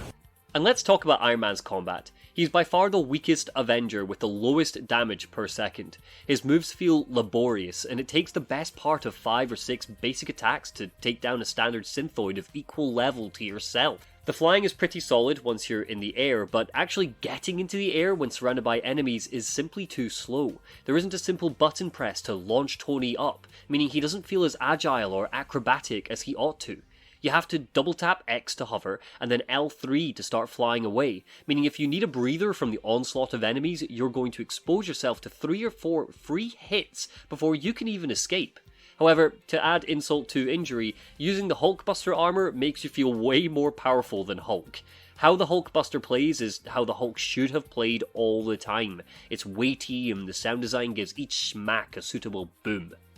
Returning to the Chimera, we're able to build an actual Iron Man suit. Thank God, I was getting real tired of fighting and flying in my actual Iron Man suit. This whole situation is made much worse by Jarvis constantly ribbing Tony about how his current suit just isn't up to speed. Let's pretend for a second that the game isn't infected with this always-online, live service glop, and assess Marvel's Avengers on its own right. As Square Enix have kept promising, the gear does not change how your character looks. That's purely the cosmetic items which you can spend real-world money on. So, what purpose does the gear system serve? And is it effective? Is it engaging? Is it fun to throw ourselves into? See, your heroes can grow stronger in 2 ways through Avengers. The first is by unlocking new moves in the skill tree, just like a typical action game. Batman Arkham had it, Spider-Man PS4 had it, lots of games have it. I've already mentioned about how the skill tree is stretched out, like butter scraped over too much bread. But the skill tree doesn't improve your character's strength, or health bar, or any stats really. That is the gear's job. If you want to up the level of your character, you need to find loot or buy gear with in-game currency, just like in games like Assassin's Creed Odyssey. This is not engaging. Well, unless you like menus and holding down the triangle button. A large percentage, I would go so far as to say almost a third of your time playing Marvel's Avengers will be in this menu, looking for the biggest number, applying it, and then dismantling all of the gear which has a lower level. That's it. That's the touted gear system which is supposed to drive the fun factor of the game after the campaign. Chests litter Marvel's Avengers. You can't escape them. Between Jarvis barking at you, "There's a chest with special resources close to your location," or Tony Stark ignoring the fact his house is exploding to open a metal box in the corner, they're absolutely everywhere. There's even a constant meta mission where you're supposed to find and unlock shield vaults, glossed with the tantalizing lore of uncovering what happened to Nick Fury. But to date, you don't find out where he is, and honestly, I don't really care at this point. I unlocked like 5 chests in my first few minutes on the Chimera alone, and whilst they're split between gold, silver and bronze, there's an illusion of extra strength here more than anything. If I'm faced between a level 17 Hulk spine with no extra stats and a level 16 Hulk spine which gives me 2.7% to stun an enemy, I'm going to go for the level 17 Hulk spine every single time. Or, alternatively, I'll select the level 16 Hulk spine and use my resources to level it up. And yeah, you heard me, a level 17 Hulk spine. Better open this random chest, Hulk, and hope there are new bones in here for you. Oh, I know it's actually stabilizers for his muscles or whatever, but if that's the case, then with my comic nerd cap on, Crystal Dynamics has grossly misunderstood Hulk's power set. The Incredible Hulk gets stronger the angrier he gets. That's what makes him so dangerous, not by pumping himself with bloody steroids. And don't forget, you have to do this if you want to stand a chance in later missions. I'm saving a section on the grinding until later, but for now, just know that you can't ignore these chests. I collected a measurable crap ton of them, and on top of that, I collected as many resources as I could get my hands on, because the game has that too, and even then, I hit a wall later in the campaign. The notification system is broken as well. So many times a story moment would be interrupted by this little notification flashing up to tell me that I have new high level gear I haven't equipped. But if I went into my menu to check, I'd see that no, I don't.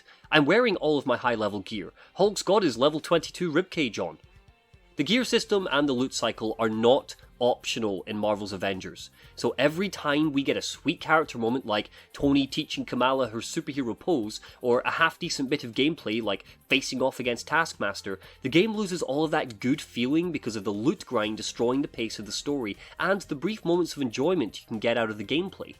To top it off, once Tony returns back to the Chimera, the game takes its first opportunity, because trust me, it will not be the last, to freeze the campaign for a solid 20 minutes so that you can walk around the Chimera and have all of the live service fuckery rammed down your throat.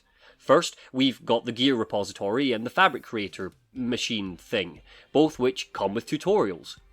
Then there's the goddamn faction vendors. Sidney Gaffer Levine is hidden down in the hangar who will send you gear, and Chastity McBride is upstairs who sells us cosmetics. Oh, and look, even though I've been grinding and doing some of the strike missions and have easily picked up about 200 loot chests by this point, it looks like I can't afford any of them. That's a surprise. And then we've got Agent Morales, who basically stands on the Chimera with no plot relevance and gives us our daily and weekly events. And moving around the Chimera isn't exactly speedy. Our sprint and jump functions have been removed, so trudging around all these objective markers takes way too long, especially if you just want to push on to recruit Thor and Black Widow to the team. Worst of all, in order to buy this loot, you need to up your faction rank to gain them, often meaning things like a level 25 piece of gear, not even that high level might I add, requires you to be level 30 with that faction, which takes bloody ages to get to. Remember this when we explore Avengers as a live service. This stuff is not optional. The story literally grinds to a halt to force you to explore it, and it isn't the only time it will do this. You know what, actually, let's just get this out of the way now. Hulk. Smash! We need to take an intermission to discuss how Avengers works as a live service. It's Or are kind you of still unique. working it out? It's kind of new, I would say. Let's briefly look at some of the game's defenders. This IGN article explained that each post-launch character would have an optional $10 battle pass, and oof, if you didn't see some of the responses on Twitter, let's examine a couple. Adam Sandals writes, "Before anyone gets into a hissy fit, you can easily just save up 1,000 credits from one of the base characters, then use that on the DLC challenge card, then get 1,300 credits back, and it creates an endless cycle for free battle passes. The battle passes don't have a time limit." Mads Thickelson, great name, also notes, "Watch people not read the article. You don't have to spend anything on microtransactions to play these characters. I don't know how many times the word optional is going to be put in people's faces before they realise that." Both make fair points. People should read the IGN article. It's an online epidemic that people just use headlines as their news sources. But unfortunately for Adam and Mads, they've both missed some details themselves. It isn't that Squenix lied to the fanbase when they told us, Our promise to the community is that we won't have random loot boxes or pay-to-win scenarios. It's that they pushed this so hard to make us think that Avengers wouldn't be riddled with microtransactions, but it absolutely is. And worse yet, the game system is so purposefully convoluted to cause this murky grey area that gamers will have to debate over whether or not the game is the cynical cash grab that it actually is. So, let's assess the 3 most common counter-arguments. Number 1, it's purely cosmetic. So, yes, Avengers doesn't use pay-to-win mechanics or XP boosts. That's great. Yeah, claps for you, Square Enix. But saying something is purely cosmetic gravely misses the point. You can unlock costumes, emotes, nameplates, and takedowns. Yeah, you heard that right. Takedowns. As in animations used in the moment-to-moment combat. Animations which are so key to the game feel. Is that truly cosmetic? I mean, I'd argue no. If it changes how the gameplay feels, it absolutely influences gameplay. Square Enix are desperate for you to grind and unlock your new cosmetics and nameplates and emotes and collect gear and break it down and find the vendors, and does any of this sound fun to you? Because it's way more involved than they'd have you believe prior to launch. You're constantly reminded of gear and loot and unlockables. None of this is purely cosmetic. It influences how you play the game. It changes your minute-to-minute thinking while locking into the gameplay loop. Using Apex Legends as an example, they also sell takedowns as real-world currency, but again, the difference here is that Apex Legends is free to pick up and play. Avengers costs £50 at launch. Wait, it costs £60 on PlayStation? What the fuck? Number 2, it's optional. It is optional. All post-launch content is free. In a clinical black and white way, you don't have to spend a penny to play the game after your first purchase. But again, this is literally marketing 101. Often in marketing, a product gets its foot in the door by doing something called offering value. This is literally something they teach on marketing courses. This is literally my job to know and do this stuff. It's how they reel you in like a goggle-eyed fish. All of the post-launch content is free. You don't have to pay a cent. But while you're here, spend, spend, spend. Look at this clean interface. Buy our fictional currency to suspend your disbelief that you're spending real-world money. This is the only direct comparison I'll make to Spider-Man PS4, but that game came packaged with all of the outfits and the costumes. If Spider-Man can do it, why can't Avengers? Money, money, money. Oh, greed. That's why. Number 3. If you're smart, the battle passes pay for themselves. I'm sorry guys, but if this is your last remaining card to play, you need to reassess your standards. With mechanics like this, the house always wins. Squenix even stated, "We want to reward players for their time, so once you activate the premium rewards of a Hero Challenge card for 1000 credits, you can earn everything on that card, including more credits. If you complete all challenges on your Hero Challenge card, not only will you earn back your 1000 credit activation cost, all the content you'll earn has a value of over 12,500 credits." Paying is optional, but grinding is required. That's exactly how these types of monetization practices work. The design is made to be inherently tedious to complete in order to incentivize players to pay more money and reduce your playtime. That's not a fun video game. Squenix have made the whole system so purposefully confusing to the point where they had to release a goddamn dissertation explaining how their marketplace works prior to release. There are 2 types of currencies, numerous resources, and gear to dismantle, particular vendors to find which sell exclusive items, and just, oh god, my head hurts. There's so much to dig through here that it would add an extra hour onto this already too long video. This is all purposeful too. These game systems are designed to bewilder you to the point where you just say, fuck it, it's only a tenner, I'll get the battle pass. A system like this doesn't respect you or your time, and it doesn't feel bolted on to a fun superhero game either. Avengers is built around these systems. Its entire purpose is to get you to spend more money. Anyway, now that we've addressed that, let's put it in a box and get back to the story. Hulk. So Tony, Bruce, and Kamala need to split up to find these cores to get the Chimera flying again. Tony travels to a metropolitan area alone, and it's here that I hit my first level wall. Playing on normal difficulty with a couple of strike missions under my belt, Iron Man was simply too underleveled for the waves of enemies that mob you outside the front door of the AIM facility. So, Tony had to abandon this crucial mission, hop in the Chimera, saunter about looking for shield vaults and more gear before returning to the area.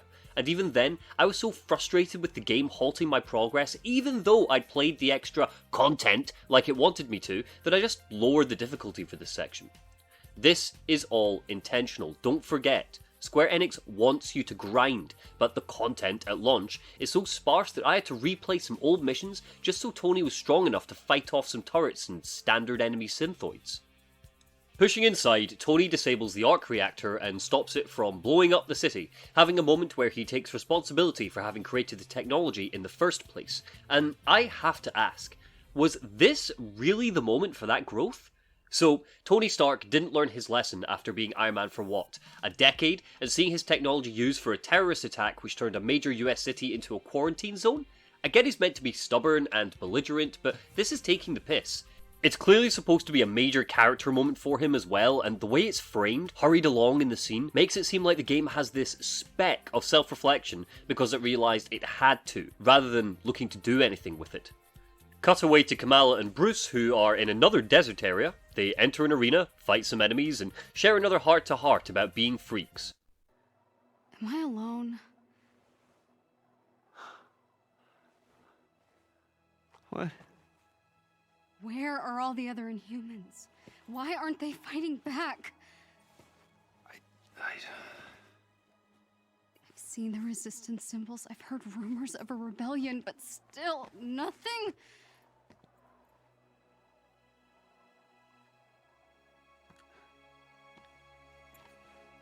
I don't feel sick at all. I've never felt more alive.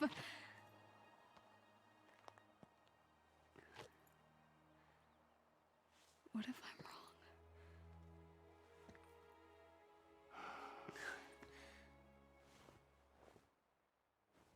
I know what Dad feels like.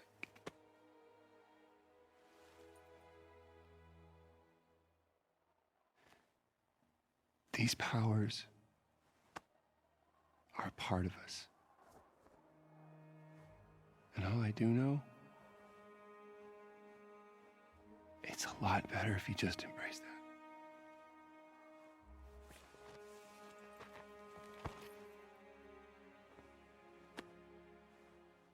Or something like that. My dad used to say the same thing. Kamala snapping at Bruce that he, the Incredible Hulk, doesn't understand what she's going through made me understand completely why people playing this game will end up hating this version of Miss Marvel, and it's a damn shame because she's truly an excellent character in the comics. She's fun, has depth, and isn't this emotional, inept idiot who doesn't understand who she's speaking to or the emotional situation she finds herself in. Smash! Oh Kamala, I'm so sorry they did this to you. Hank Pym shows up, and it turns out the Resistance has been led by him this entire time, and prepare yourself for the biggest twist in the game, he isn't Tiny Dancer. Honestly, this legitimately floored me. It's the only piece of truly clever writing in the whole game by how it subverts your little comic book nerdism. I was convinced he'd be Tiny Dancer because he's a tiny man, but yeah, nah, not Hank Pym. We'll get to who it is later. Also, can we acknowledge that all of our heroes, our male heroes, are wearing dashing beards? It's not really a complaint, I appreciate a good beard and it ties into the idea that they're all on the run. Big thumbs up for the lad's beard game. We are introduced to the Anthill, a safe space where the Inhumans are hiding out, protected by Pym's team and his robots.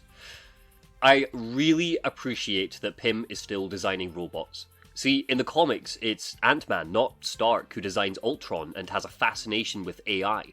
In the Age of Ultron comic, one of Marvel's best, Wolverine even goes back in time with the intention of killing Pym to prevent him from ever creating Ultron. Don't get me wrong, it makes absolute sense in the MCU that Tony creates Ultron, and I really appreciate the idea that Ultron is a mesh of Tony, Bruce, and Jarvis, but it was nice to see Crystal faithfully keep Hank Pym's roots in this game, when it didn't really need to happen. I'll be curious to know if Vision ever joins the story, and if so, if he comes from Hank like in the comics, or Tony like in the movies. Speaking of Hank's character, I'm disappointed we don't see even a hint of Pym's bipolar disorder, bringing all of this back to how the characters are those surface-level versions of themselves because the game doesn't slow down enough to explore them. Hank Pym's bipolar disorder is such a fascinating part of his character. In one of the earlier Ant-Man stories, Pym had a mental health breakdown, leading to him being suspended from the Avengers. Later, he diagnosed himself with bipolar disorder, and it's been an interesting aspect of his character ever since. Considering Crystal Dynamics are so determined for this to be a grand retelling of the Avengers, it would have been lovely for them to explore, even at surface level, what being on the run and single-handedly harbouring refugees had done to his mental state since A-Day. But instead we get the Anthill, our second faction and our second hub area with lazy NPC models. Oh, for example, we have these two green girls, identical down to their hair colour. Deep. And no, this isn't some cloning power, as you can see one of them waterbending off to the right. As Kamala, you can explore the space and speak to a handful of NPCs about the situation, and more importantly, take another 20 minutes to have the live service model shoved up your ass. Sarah Garza, another faction coordinator, is there to send us out on the daily grind. We are again forced to speak to her to get a daily event, then get some loot, and then go and speak to Roy, another vendor. There's also Maddie Cho, our cosmetics vendor, and it was here I realised something. All of the vendors sound so patronising and disappointed when you don't buy from them, guilting us for not engaging with the loot and cosmetic system. Christ, look at what happens when you first speak to Roy. I only receive joy through a mutual transaction. So, the more I buy, the happier you get? Correct. So with that interval complete, we go out on a mission to do something. By this point, I was literally losing track of what's happening in the story. I thought we were rebuilding the Chimera. At first, I appreciated the change of scenery by working through a small Wisconsin town, but wait, why is Iron Man here? I thought he was back with the Chimera. Oh, and my bad, we are back in a name factory again. Haha, nice change of scenery there. I don't know if I said it already, but in order to incorporate the live service model, the level design is so uninspired. It feels like there's some random terrain for us to work our way through. Snowy, forest, desert, city, and the AIM factories, of course. Like, Crystal, you're dealing with Marvel superheroes here. Where are all of the interesting locations? Why are we constantly in the middle of bloody Utah when you could just as easily ship us over for a mission to, say, the Raft? If it wasn't for the war table, I would never be able to tell you where each of the missions take place. They all start blurring into one homogeneous MMO-esque blob. Each area is just an arena, a wide open area with some artificial looking platforms to give a sense of verticality, or the tight crammed corridors in the AIM factories which make the close-up camera even more difficult to fight with, dear god. And I get that it has to be this way for the multiplayer, but not for the campaign, not for the story missions. When your story missions begin to feel like the multiplayer strike missions, you've missed what makes games like these fun. Once again, it breaks the immersion. Returning from the mission, Kamala meets Dante, a moody fire guy who broke out of AIM's lab but got his mum captured in the process. Hey, are you okay? Fine. Cool powers. I mean, they look awesome. I'm a polymorph, I think. It's cool. It's like stretchy arms and stuff. Still working on making it not look goofy, but You're inhuman. yeah. So what's your name? Dante. Kamala. Hey, what happened? I broke my leg during the escape. Well, at least you made it out, right? My mom came back for me. Yeah, I made it out. And she was captured. Well, the Avengers are on the way here in a couple days, okay? They're gonna take back the prison, and your mom's gonna be fine, A couple believe me. days? Why isn't anyone listening to me? I overheard Dr. Pym. They're moving all the prisoners to a new location. Well, they'll find that too. Oh, no, they won't. Your Avengers will be too late. Here, let me help you. No. Don't you get it? We're inhuman. No one cares about us. He's a glass half empty kind of guy, but Kamala's determined to help him, so she asks Bruce for help with breaking out the Inhumans from the same prison Dante's mum is in, leading to this heated exchange. Got a sec? Yeah, what's up? AIM's moving the Inhumans to a more secure location. Soon. Okay. You've been talking to Dante? I'm sorry, who's Dante? One of our Inhuman survivors. We were able to get him out, but his mother is still inside, and our escape caused AIM to shore up security. Gotcha. Look, we have to help them. That's not a good idea. What? There's Inhumans in there. I don't understand. Dante's mom. We can't just sit around and do nothing. We're not gonna sit around and do nothing, okay? Roy just left with the energy cores. It means Tony's gonna be here in less than a day. We need to wait. I don't understand. We have the Hulk. Kamala, the Resistance has been trying to infiltrate that facility for months. Getting out was far easier than getting in, and we had help. From the ground, its walls are nearly impenetrable. You saw what we did back there. I could help. But it's too risky. You wanna help? You don't understand. You're not Inhuman.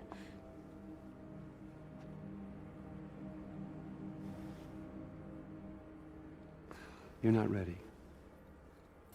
And here, Kamala is just a dick to Bruce. Again. And this was the point where all of the good faith I'd built up for Kamala from the start of the game was beginning to crumble away. Again, I'm so sorry they did this to you, Kamala. Naturally, she decides to break out of the anthill and go on a solo mission to the prison. There's a really fun idea here where you think you'll have to do another forced stealth sequence to escape again, but Roy, the security robot, thinks you're sound, so just gives you a free pass and we saunter on out of there. Unfortunately for Kamala, she lasts all of 5 minutes once she's reached the prison before being captured by AIM, proving Bruce right. She's simply not ready. Hulk. Smash! Kamala being captured does mean we get to play as Black Widow. It turns out that after A-Day, she's been working as a spy on the inside of AIM under direct orders from Hank Pym. And oh boy, I really enjoyed my time with Black Widow during A-Day, so this is going to be a doozy. I don't need a tutorial, I played as the character like 5 hours ago, are you goddamn kidding me? So we're back to the tutorial nonsense, so don't be surprised if you see the game locking off all of Black Widow's skills until it's explained in painstaking detail how they work, despite the fact we've already used them and already know how they work. I swear, I would honestly rather have Navi follow me around and popping up than this. Exploring Monica's lab is nice. Typical ominous reds colour the walls, and as Black Widow we can even squeeze through gaps in the door, adding to that sense of being on an espionage mission, even if it all is pretty on rails. It's a shame then that the game takes what could have been a well-composed stealth section, what with Widow's invisibility skill and all, and doesn't even bother exploring it. Instead we fall into the same trap as before. Enter an arena, fight the bad guys, enter an arena, fight the bad guys, and so on and so forth. Black Widow's combat focuses on speed. Her guns are half decent for blasting at turrets above us, but again, just like the rest of the heroes, the basics are almost identical until you engage with her special moves.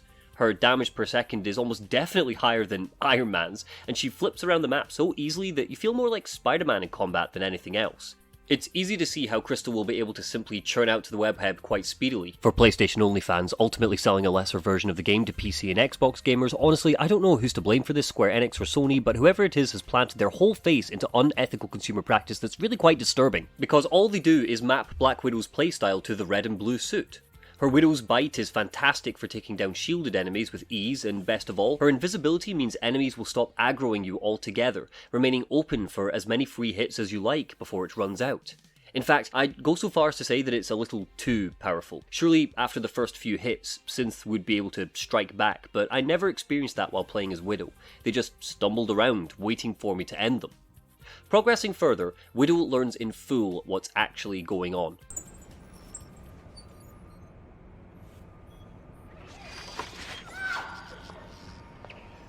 Dark Terrigen. None of your so-called cures ever work, Monica.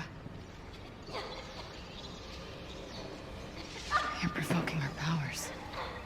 It's killing her.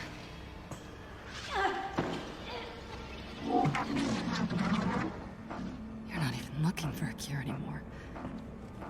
The formula keeps Inhumans alive just long enough to copy their powers. It's just a cover for your twisted experiments.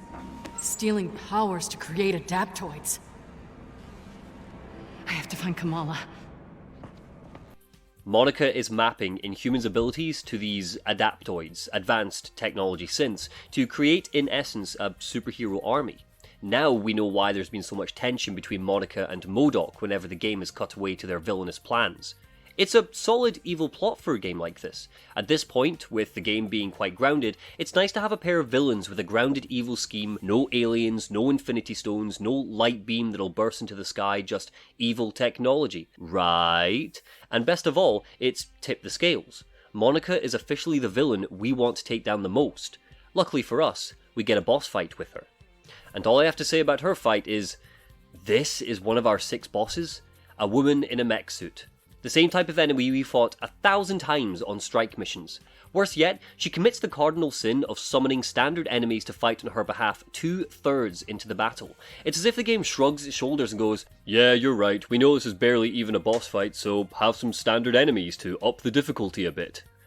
Monica Rappaccini is a master of poisons, of chemicals. Maybe she should poison us with one of her attacks, or rather than the poisonous gas below us, the room could be slowly filling with it, meaning we'd have to manage opening vents while battling her. Just something to make this feel like a fight unique to her. Instead it's just a mech with an inflated health pool. Cool. Knocking Monica out, the reinforcements all suddenly arrive. It seems like Kamala's made a real impact. The whole cavalry's here to rescue her. Best of all, with Monica taken down, we get an excellent scene between the two heroes. Hold on to your butts. Kamala!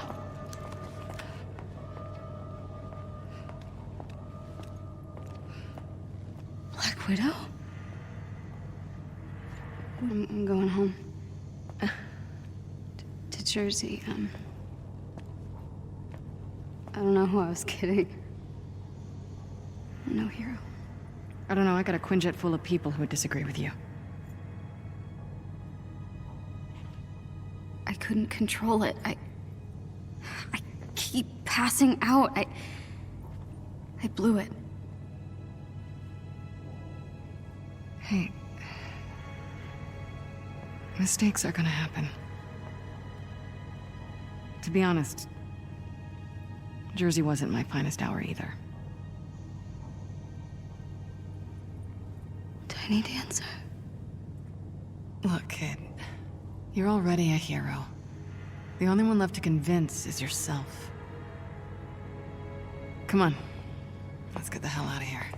Black Widow is Tiny Dancer. Can you believe that? I'm not being sarcastic here. I audibly gasped when this reveal happened. Maybe it's because I was so starved for a half-decent narrative thread by this point, but I legitimately loved this. And it's made so much better when you see the little music box in her room with the Tiny Dancer, relating to Natasha's ballet days when she was trained as an assassin. Really, really good stuff there. We also get to see that the Chimera has now evolved, and it looks badass. It feels a lot more full now, with Inhumans and S.H.I.E.L.D. agents manning the doors, and we've collected 3 out of our 4 Avengers. Just got Thor left now. Right? Best yet, we've even got all of our vendors here to bother us. Jesus, fine. You know, at least they're all in one place, so we don't need to fly the Chimera over to the anthill if we want to speak to Roy, leading to another lengthy loading screen. The team decide that they're going to announce their return at the AIM exhibition coming up, and reveal to the world MODOK and Monica's nefarious deeds. But before they can do that, they need to rescue the remaining Inhumans. In order to get that information, Bruce agrees to interrogate Monica so we can tick "Hero interrogates the villain in a confined space" from our superhero checklist. Again, maybe I'm just a sucker for the tropes, but this is a solid, affecting little scene. Bruce and Monica were once in a relationship. We get a nice chat between Nat and Bruce while she heads over to the interrogation room about how Nat believes Monica never had any true feelings for Bruce and that she was just using him. Bruce sounds so defeated. Out of all of the heroes, he's definitely the one who struggled the most with the fallout of A-Day, and the game just keeps kicking him while he's down. It's almost sadistic. The framing of Bruce questioning Monica in the very chamber that was built to contain the Hulk, most likely the real reason Monica even dated Bruce in the first place, is equally as effective. Though I may be overthinking the writing here, not much we've seen so far tells me that this was a purposeful thematic choice.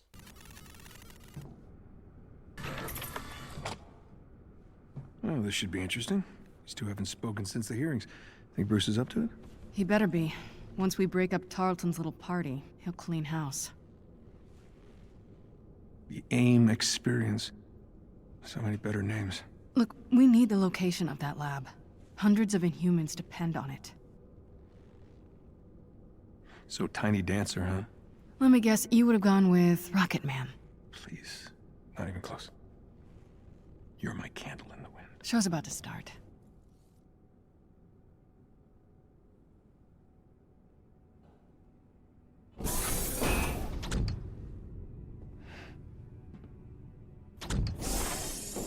Let me guess.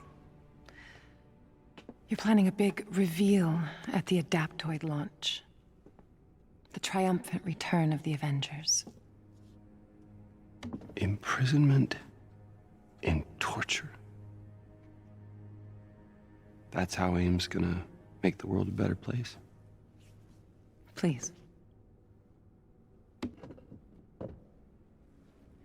Ebola, smallpox, polio, all fatal, if not for lab rats.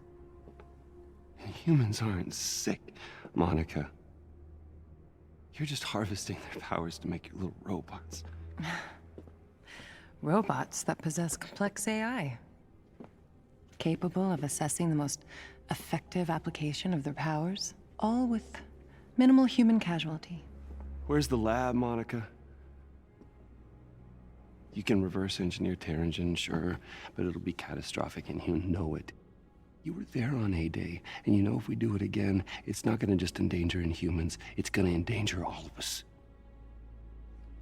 Last I checked, A-Day was your mess. Damn it. Gonna need a stronger table. I see some things haven't changed.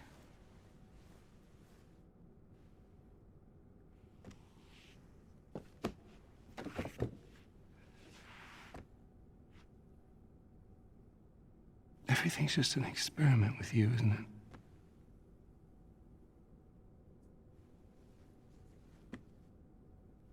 It is. Tarleton and humans.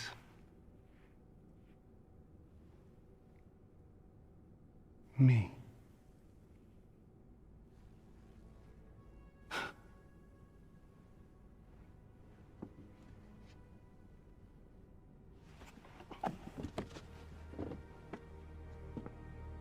Scour the Earth. You will not find our lab.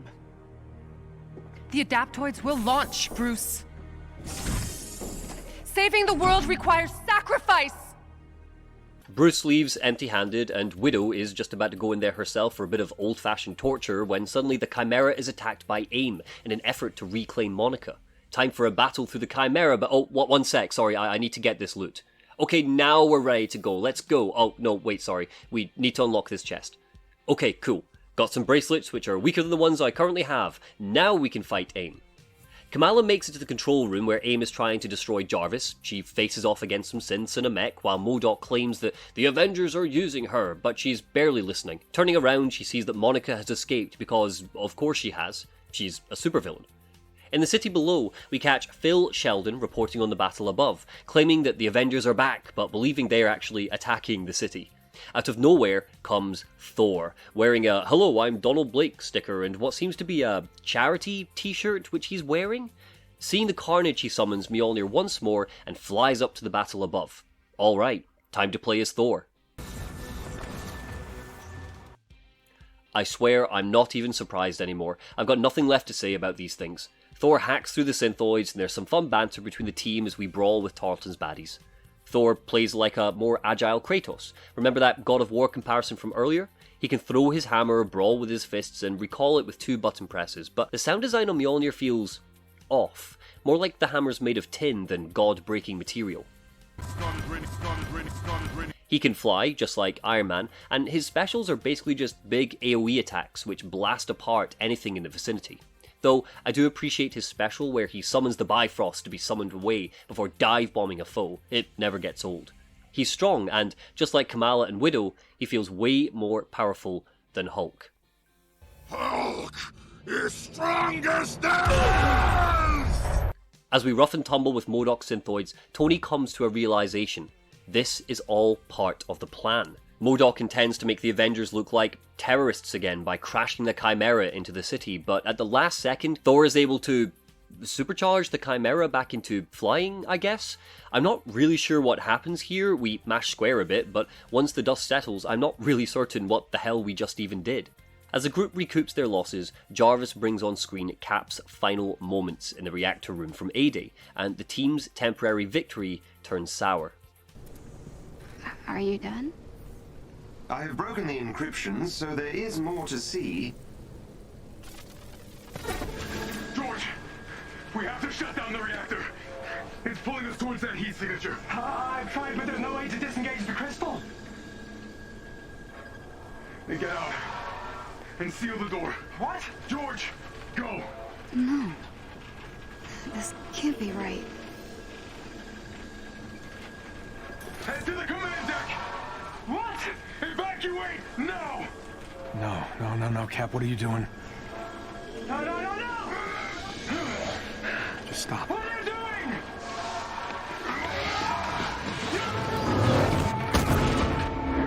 No. Cap smashed the reactor. He had to have a reason. What reason? Hundreds of people were infected. People died. Nat, take it easy. You take some responsibility, Tony. Well, there's the Bruce I know. Throw everyone under the bus, why don't you? No, it's not the time. No, it's okay, Nat. See, he's been waiting to do this since Golden Acres, haven't you? Haven't you? This is our fault. All of ours. How do you not get that? What I get is that you actually believe all that crap you said at the hearing. I believe that we are dangerous. You really think the world is better without us? Yes. I'm out of here. You all have not changed. Look at her. She can't be fixed. She can't be cured. I've done the experiments. I've checked her DNA over and over and over again. You and I created the perfect disease. No, actually, I do the job. I make the tough decisions. Doomed. I stand by the people who made me who I am. I am warning you. Bruce? Make you angry? Captain America ordered Tarleton to lock him in, and it appears he launches himself into the reactor. The team are astonished as to why. Bruce starts monologuing about how there's no cure for Kamala, how she can't be treated, and whilst I understand Bruce being frustrated with this, I have to ask, again, why on earth would Kamala want to be cured? She seems to have a real knack for her powers now. She's partnered up with the Avengers and she's fighting evil. Her dream is literally coming true. How are we, as the player, meant to feel anything in response to this other than, shut up, Bruce, she's fucking fine? In typical Stark fashion, Tony pokes the bear with Bruce, forcing him to Hulk out. The two of them crash out of the Chimera to brawl somewhere in the distance, and Kamala is again left alone. Hulk. Smash! So the Avengers have disassembled, again. In an effort to find clues, Kamala goes to the observation room to look at the record of Monica's interrogation, and why we're not with Hulk and Iron Man at the start of this section for a hero versus hero boss fight, I will never know. What a wasted opportunity to experience the two of them brawl it out. It wouldn't have even been that much extra work. The AI for both characters is already programmed into the gameplay, and it would have been a nice breakaway from Kamala. So far, this Avengers story has been 90% Kamala and 10% Avengers, and I'm not gonna lie, it'd be nice to shake things up despite how much I enjoy Kamala as a character. Now that the Chimera is empty, there's a really vapid sense of loss about what we're going to do next. And I don't mean in a solid way where we're empathizing with Kamala's sense of loss, even though that's clearly what Crystal Dynamics is going for. I mean more of a sense of frustration. We spent the whole game up until now trying to rebuild it to its former glory. After Black Widow rescues Kamala, the ship is teeming with life and energy for all of, 5 minutes? Before the next campaign mission where AIM just blows it all to hell. Now I'm just annoyed. You barely get to experience the Chimera like this before it's just shot away. Looking through the footage, there's a heartbreaking scene where Kamala accidentally calls her father. Come on, Monica, give me something. Scour the Earth. You will not find our lab. The adaptoids will launch, Bruce. Saving the world requires sacrifice! This is useless. I just want to talk to my dad. Calling Yusuf Khan. No, don't, Jarvis. I didn't mean to. Hello? Beta, is that you?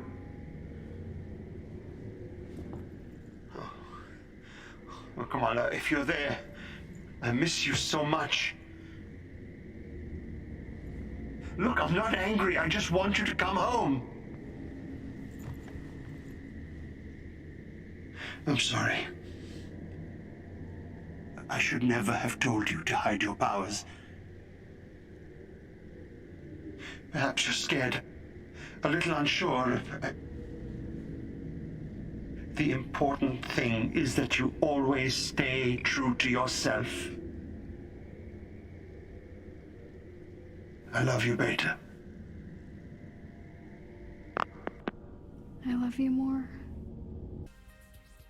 Sorry, give me a second. The I love you more gets to me every time, and anytime I feel like I'm done with Kamala, the game brings it back to this excitable Jersey fangirl who's in over her head.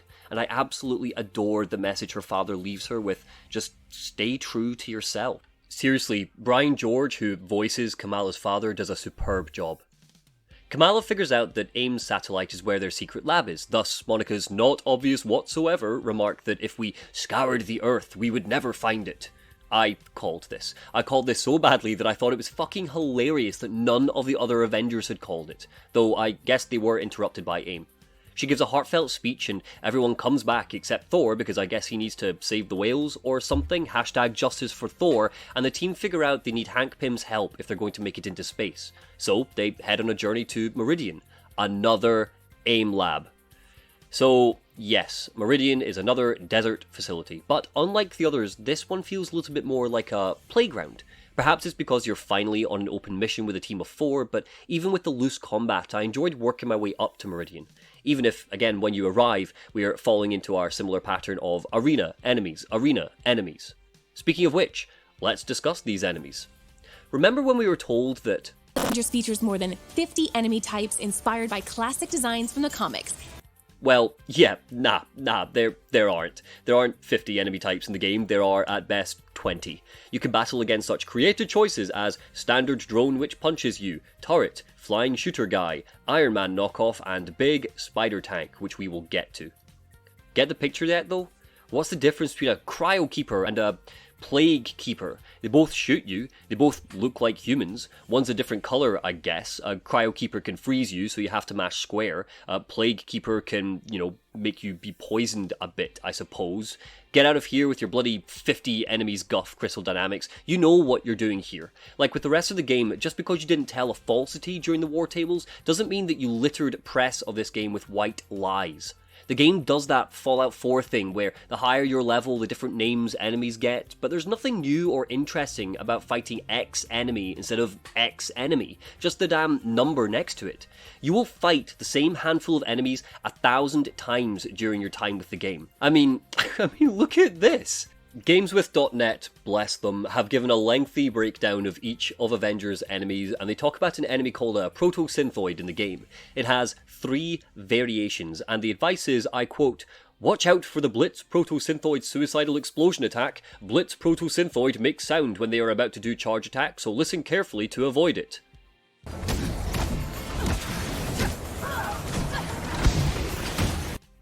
Could you hear the sound to tell us it's about to do a charge attack? Because I couldn't. You have your basic proto-synthoid, your Blitz proto-synthoid, and your Plague proto-synthoid. I will give you £10. I mean it, try it in the comments. I will wire £10 to the PayPal of the first person who can tell me the gameplay difference between a Blitz proto-synthoid and a Plague proto-synthoid, because both explode for extra damage. That's it. That's 2 of the supposed 50 enemies you can fight in the game. 3 variations on an Explodibot. Nothing shows how unimaginative the enemy designs are than the 4th boss of the game, the Warbot. This huge, lounging behemoth is my second least favourite boss, and the only reason it's not at the bottom is because you get to battle it alongside 3 other Avengers. This thing's shell is invulnerable, but the vents aligning its body are open, so we just run around and kick those in while dodging its ballistic missiles until it goes down and its eye opens for us to kick it in as well.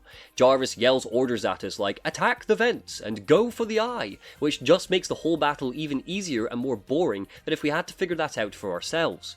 Playing as Black Widow, all too often I ended up getting stuck on the side of the thing while trying to scale it to get to the vents on top of its body, meaning I'd have to wait for my special to generate just so I could break off of the side. This boss fight is analogous with the entire game, uninspired, uninteresting hand-holding, and covered in bugs and glitches. And don't forget, that's 4 bosses down out of 6, and we've only really fought 2 comic book villains so far, Taskmaster and Abomination. Saving the really good stuff for the content updates, are we, Square Enix? Got to have some aces in the hole to make us come back to the grind, I guess.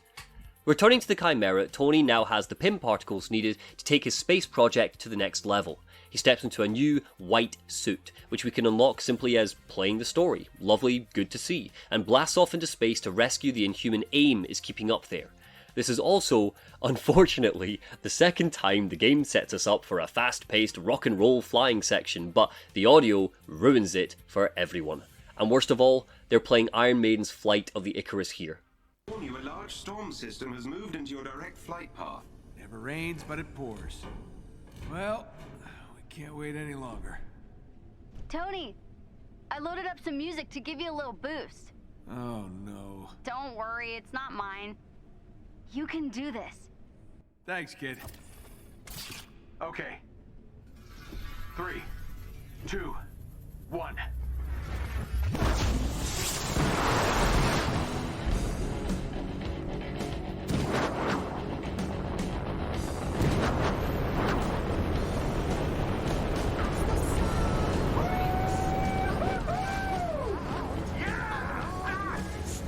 Tony, you're flying right into the storm system.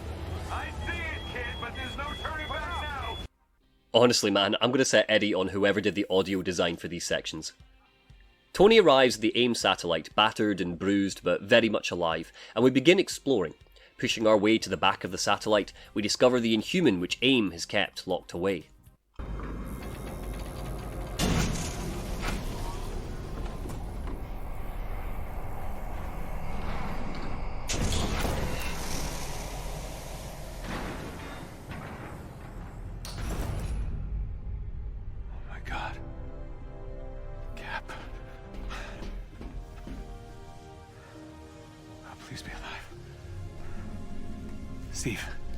Steve?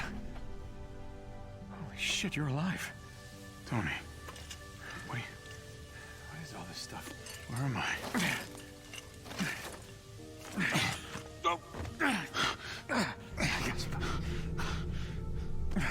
Tony? Are you hugging me? What? No, I just didn't want you to fall. Then why aren't you letting go?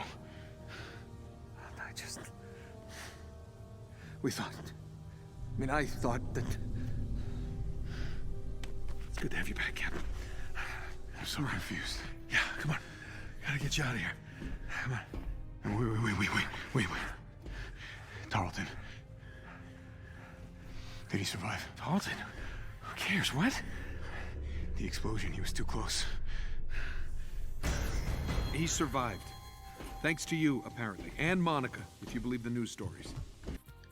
Now, it's good to have Cap alive, and it's an interesting twist that it's his blood which Monica has been using to pump MODOK, but seriously, is anyone surprised? And I don't mean in a, of course Captain America isn't dead, he's Captain America way. I mean in a, why did the walls have white scratches on them, almost big enough for, say, a Captain America-sized body to run along them? And most importantly, in a, of course Captain America wasn't dead, they sold him in a Verizon outfit as part of the pre-orders, remember? Way. Seriously, I envy anyone who at any point in the story believed Cap might be dead, because they marketed him so badly to the point where you couldn't escape his shining, hopeful mug. Tony and Cap make it back to the shuttle as Monica self-destructs the satellite, but it looks like they won't make it home. Resigning themselves to their fate, Tony asks Steve the all-important question we've been wondering about since we saw Kamala's decoded video.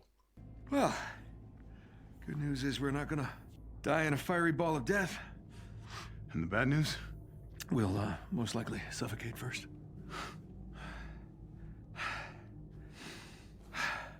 Well, at least it's a good view. That it is. Damn it. So close.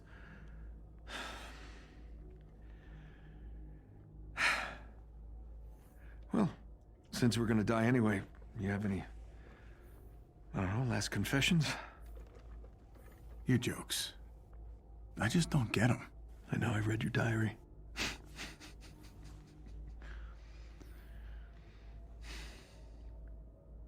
Why'd you smash the reactor, Cap? A lot of people died.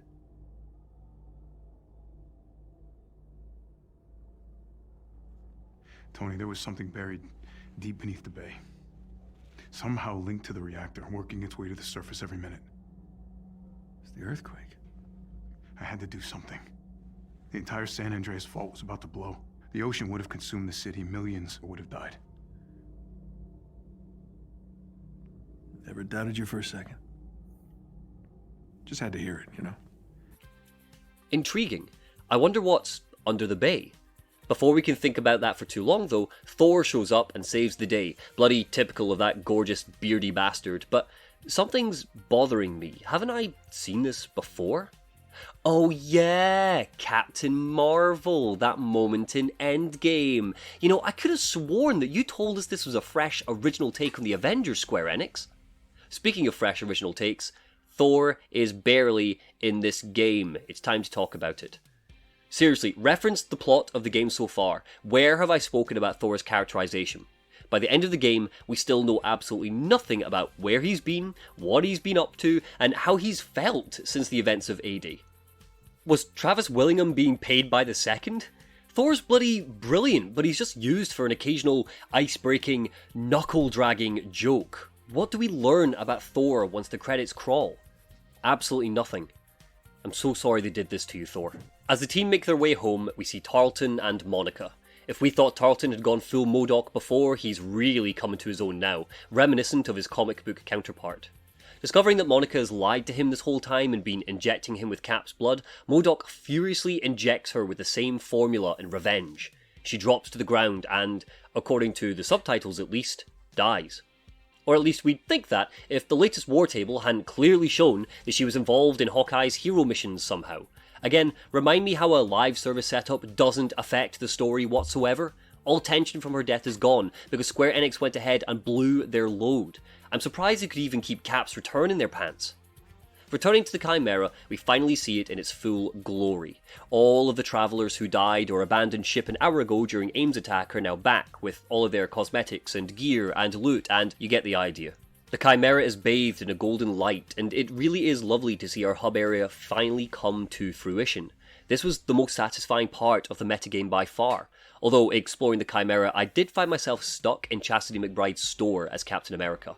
Jesus, Square Enix, I was just looking and now for some reason I can't exit the store until I buy something cosmetic. Tell me again how this is bloody optional? I was saving up the small handful of units I had for a skin, but I can't afford a skin right now because the gameplay loop is so stingy, so now I'm stuck here.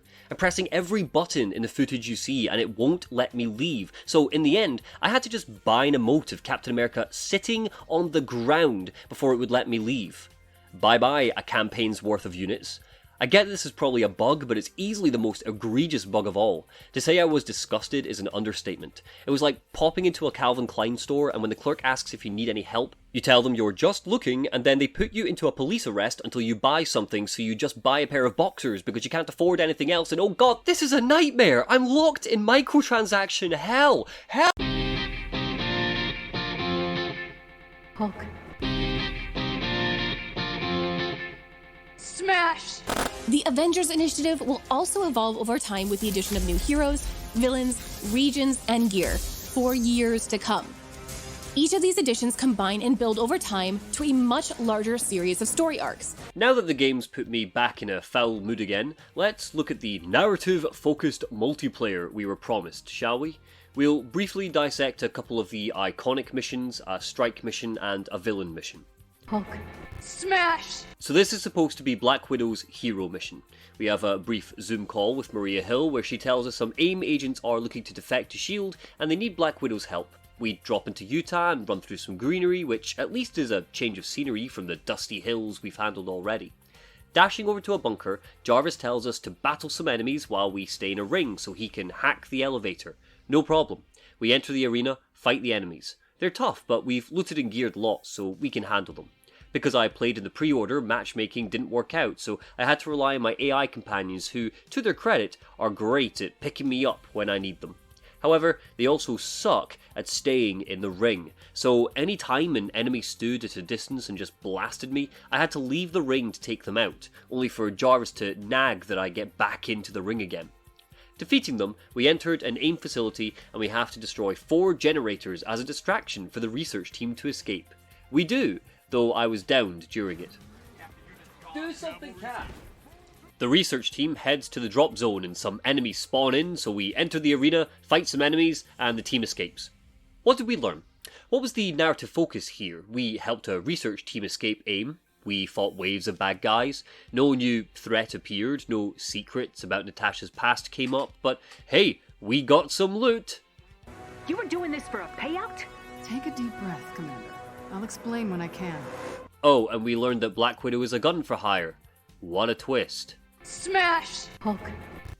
I was going to talk about Cap's iconic mission, but hey, the mission broke halfway through, meaning this EXO I was supposed to take out as my first mission ended up slipping through the map and ended up patiently waiting for me underneath.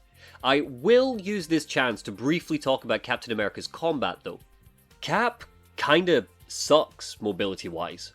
Crystal have tried to give him a wall jump and a double jump, but the game isn't exactly built for someone who can't grapple, fly, or propel themselves into the air. Cap's jump needed to be much stronger so he can bound around like Hulk does, just not as floaty. His shield attack is weaker than Mjolnir, so the risk-reward of tossing the damn thing at turrets just isn't worth it half of the time, because unlike Thor, without his shield, Cap isn't worth a damn, which breaks my heart to say because that completely goes against the character. Captain America is not supposed to be defined by his shield, he's defined by so much more. His ideals, his strength of mind, spirit and body, and the second he loses his shield in Avengers, you feel extremely vulnerable. His specials aren't much to write home about either. I mean, this is Cap's double trigger move, a ground slam. The most spectacular thing about his moveset is when he ricochets the shield off of enemies, but it's so weak that half the time you might as well not bother. Captain America is the weakest Avenger. Smash! Smash! They're harm room tutorials. I have nothing else to say about them. Thanks, game. Really riveting stuff. Hulk. Hulk. Thor is frustrated when he finds out that he has been framed for working with AIM scientists. No Zoom call this time, instead we stand around the table while Jarvis fills us in on the situation. A mysteriously accurate Thor is recorded as demanding his minions summon the Woken, so off to Scandinavia we go to find out what's what. We charge through some caves, taking some AIM drones out in the process, and find a strange Asgardian monument which rattles the whole crew. Interacting, it leads us into an arena to fight some enemies. This mystery is deepening by the second. The Woken appear to be brainwashed AIM members. Charging over to the Imposter's headquarters, we have to destroy 4 generators to distract AIM. Oh wait, sorry, that was Black Widow's story-focused mission. This time, we just need to destroy them to open a door. Opening the door and marching in, the Imposter taunts us. Who could it be? Opening the door, we see a young, fresh-faced Thor wearing a unique outfit. Let's beat him up and get it! Oh, he's gone, and we're just left to find some AIM guys instead. Well, if we explore the part 2 to this mission, we discover it was Loki all along. What a rascal. At least this one had some story to it. 1 out of 5 ain't bad, I suppose, though it would be lovely to actually see Loki. Hell of a story. Guess I'll need to grind and wait for Crystal Dynamics to just release him as DLC. This one's pretty simple. Straight into the Quinjet our team goes while Jarvis fills us in that we need to take out a factory of advanced AIM weapons. Let's do it. Modifiers are in place: Clash, where melee damage from any source is greatly increased, and Goliath, which significantly increases the presence of synth enemies. So, off we go. We dive into an arena, fight some enemies. Their levels are much higher than we've previously been used to, so this fight takes us a little bit longer than usual because each enemy simply takes more hits. Not particularly because of much else. We defeat those enemies and enter a new arena where we have to take on 3 waves of enemies, ending with 3 dreadbots. Can you count how many times I've said enemies so far? We kick their ass, mainly because Kamala keeps stealing takedown opportunities from her AI teammates, and that's it. Mission complete. Jarvis tells us this should weaken AIM's capabilities. How? Not sure. I guess they'll have less weapons in the next mission? That would be neat. Or perhaps it'll make the next campaign mission have lower level enemies? What's that? It doesn't affect anything. It doesn't affect anything? Well, there you go. Last but not least, we have our villain mission. These are special missions given to us where we have to take on a Marvel Comics baddie, and seeing as I enjoyed Taskmaster's tutorial boss so much, I figured we'd go toe-to-toe with him one more time. I wonder why he's working with AIM. Is it a simple mission for revenge? Do they consider his photographic abilities a danger? It's been years since he's last seen the Avengers. What's he been up to? Is he a lieutenant for AIM? Well, let's find out. We enter an arena and fight some enemies. Taskmaster is a gargantuan level for where we're at currently, but he drops some good loot, so let's persevere through the snowy tundra. We fight our way through to him, and with Widow and Hulk, take Taskmaster on. Oh look, a cutscene, I wonder what it'll reveal. So good of you to come. A shame you won't be around long. Glad we're on the same page about your chances. Absolutely sod all. And even though Iron Man isn't even part of my team, he seems to be the one engaging with Taskmaster. Come on, Crystal Dynamics. You couldn't even record some character-specific dialogue like Thor saying, "You're going down, you heathen!" Nothing? So we fight Taskmaster. His moveset is the same from the tutorial, but his health pool is absolutely ridiculous. I mean, look at how little Thor's Bifrost attack does to him. So, counting our losses, we launch ourselves up high and chuck our hammer a few times to finish him off from a safe distance. Sweet. And we learn absolutely nothing from the fight, except that he's a clone. Even sweeter. Hulk. Smash! So, this is it. All of our grinding has come to this. The Avengers are back together again and ready to take on MODOK. AIM gunships have materialized above San Francisco, threatening to gun the people down. Tony is furious that Tarleton's using his technology and highlights that it's almost certainly a trap. Cap replies that it doesn't matter. If people need help, the Avengers help. And there might be some shiny number increasers down below, so let's get into it. The first thing you'll notice as we land in the San Francisco dockyard is the ugly textures. Jesus, I mean, look at this boat. Our first exposure to the campaign's final mission is this thing? Fine game, I was going to try and hold back on this part, but if you want me to talk about your visuals, guess I gotta do it, seeing as this entire mission is fucking broken! Avengers is both an ugly and an obnoxious looking game. Low-res textures pollute your screen 80% of the time. There's an odd, washed-out look to everything, as if the creators are terrified of their comic book influences. Rather than embracing the pop aesthetic, this captures some of the best superhero stories we've seen in other mediums. The menus are clinical and clean, despite almost having such confusing systems in place that you can barely understand what all of the numbers even mean, and I can only guess why. Money, money, money! Lighting is so flat, one of my particular frustrations, because Square Enix has had some gorgeous lighting engines in the past. The animations clip into each other, bugs and pop-ins are just everywhere, especially in this last mission. All of your fears about bugs from the beta are here in full force. The game, on a technical and visual level, genuinely hurts to look at times. At launch, Avengers received a Day 1 patch, and having played it prior to that, it doesn't look like the patch addressed half of the glitches and visual bugs in front of us. It's even gotten to the point where the Avengers Twitter has had to ask players continuously to point out bugs that they find. Where were the QA testers? Oh yeah, why bother hiring people to do a professional job when you could rush this trash out and force the players to be your testers? Day 1 purchasers were just guinea pigs. And be honest, do you think it would get a pass from reviewers if it was a single-player, story-driven game? But it is, because it's a live service with continuous improvements. At launch, the game isn't ready to be played. During combat, there's simply too much going on. The screen is so busy with HP bars and objective markers and explosions of various different colours which mesh into each other and alert indicators and numbers. Oh dear god, the numbers just bouncing out of enemies like we're stuck in an MMO made by a horny maths teacher. Also, you can track your loot upgrades. The characters blend into the environment, yes, even Hulk. They seem to be terrified of his iconic green colour, so he's just this odd greyish hue for most of the game. Well, unless you pre-ordered the deluxe version. Iron Man, Jesus, poor Iron Man. I kept confusing Iron Man for a synth, so during combat would race over and accidentally start attacking him. Just look at the clip on screen. Can you tell what's going on? Half of it's down to the camera, sure, but the design of the game certainly doesn't help. I think I'm fighting something, I guess? I'm not sure, I'm just pressing square. Anyway, back to the story. As a small team, we run through San Francisco rescuing Inhumans, just like we do in strike missions. We enter some arenas, fight some enemies until we found our last Inhuman. Then we're met with a boss fight with a war ship. Crystal, you realise we're playing an Avengers game, yeah? Honestly, if you were only allowed to use Taskmaster and Abomination, just fucking admit it, because this is embarrassing.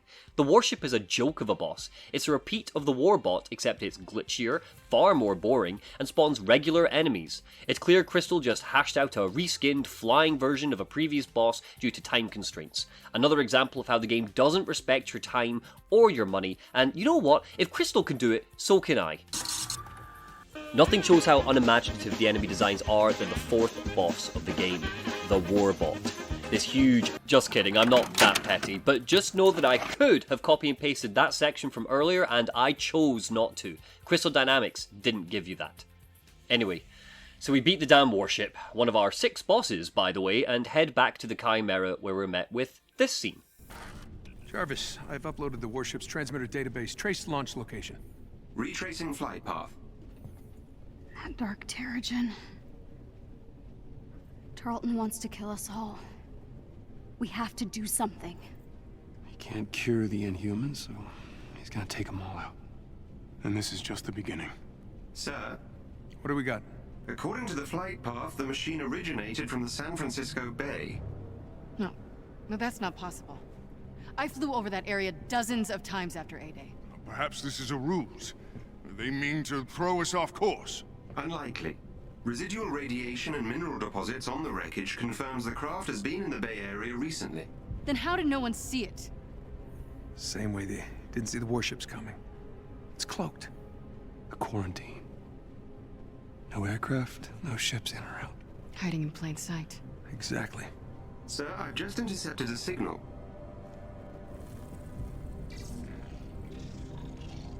Warships. Hundreds of them deploying out of San Francisco. No. No, they'll kill thousands if we don't stop them. Then we go to the source.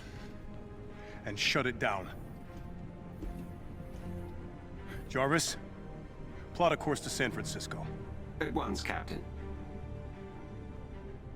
Okay. Well, if we're going into battle with our big-headed friends, Death Fortress, Robot Army, and the flotilla of warships, we might as well look good doing it, right? So MODOK has gone full nutso and is using Dark Terrigen to wipe out the Inhumans. Stark decides to redesign everyone's costumes, which is particularly appropriate for Kamala, seeing as she's officially made it into the big leagues, so she should have a suit to prove it. We're also met with the cringiest part of the entire game.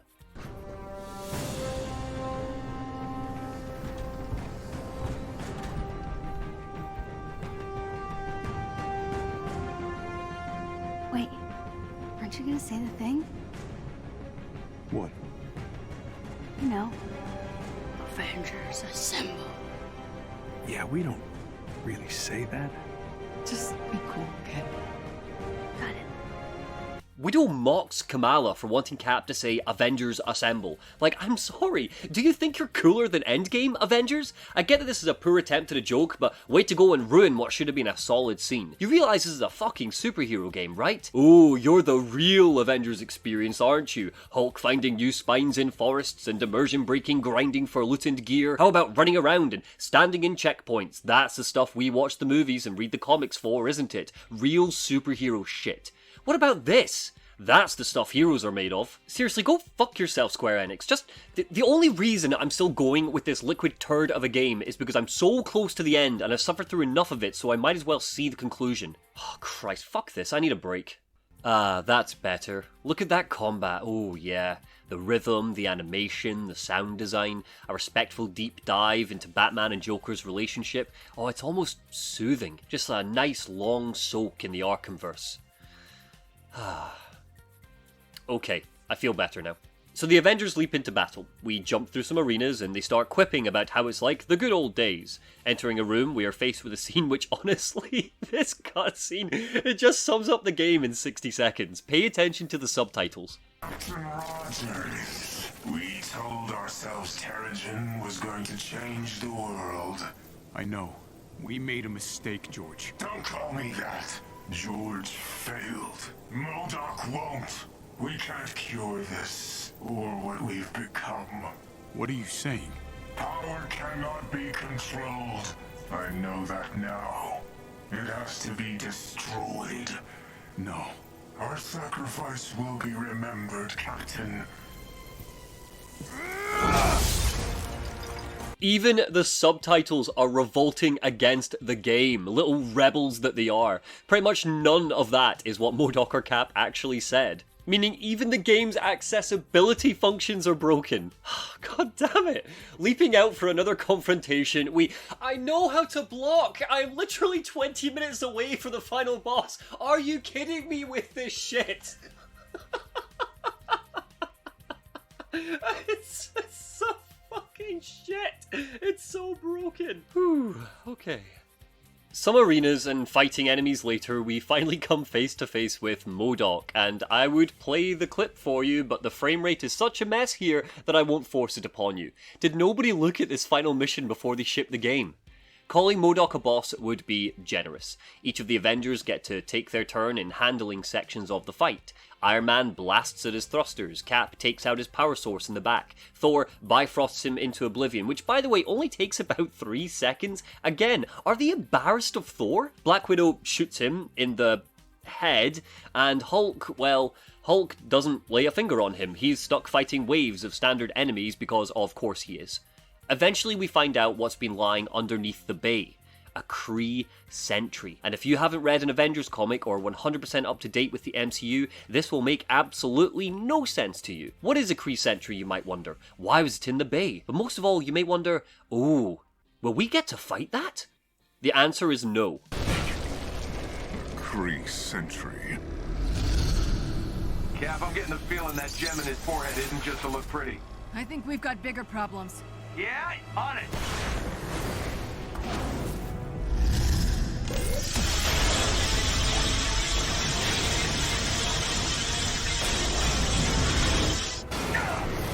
You cannot win.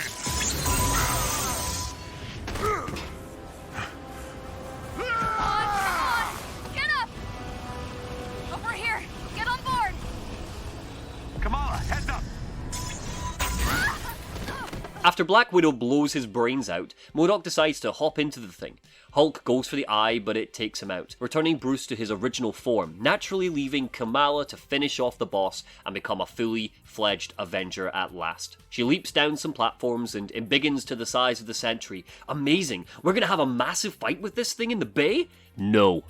Avengers gameplay ends the same way it began, with you mashing square and an occasional triangle. What a wasted opportunity.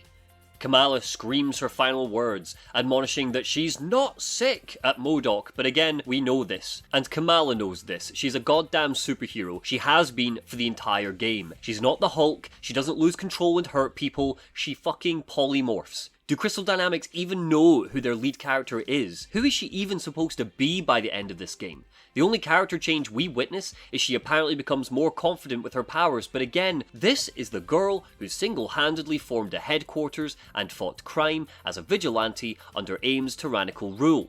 We already know she's brave, and smart, and confident. There's absolutely nothing here which changes her as a character.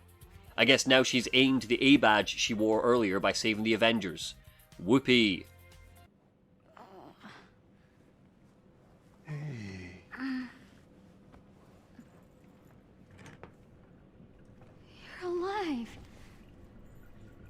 Ooh, take it easy. You got hard, kid. Great job. Yeah, we need to work on that passing out thing, but you did good. Indeed. Good. That was pretty badass. Thanks. Hey, can you guys give us a moment?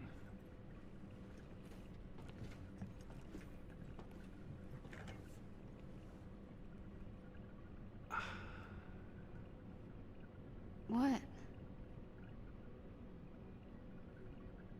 All this time I thought I was mentoring you and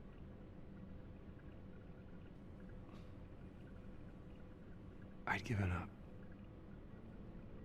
And I guess what I'm trying to say is thank you.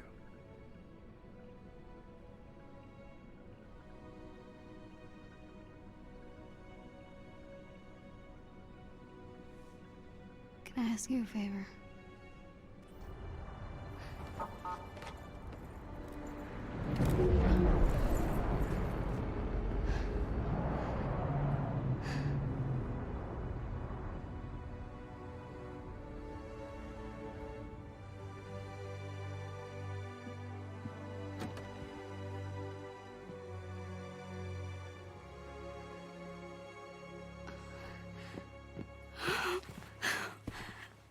Hi.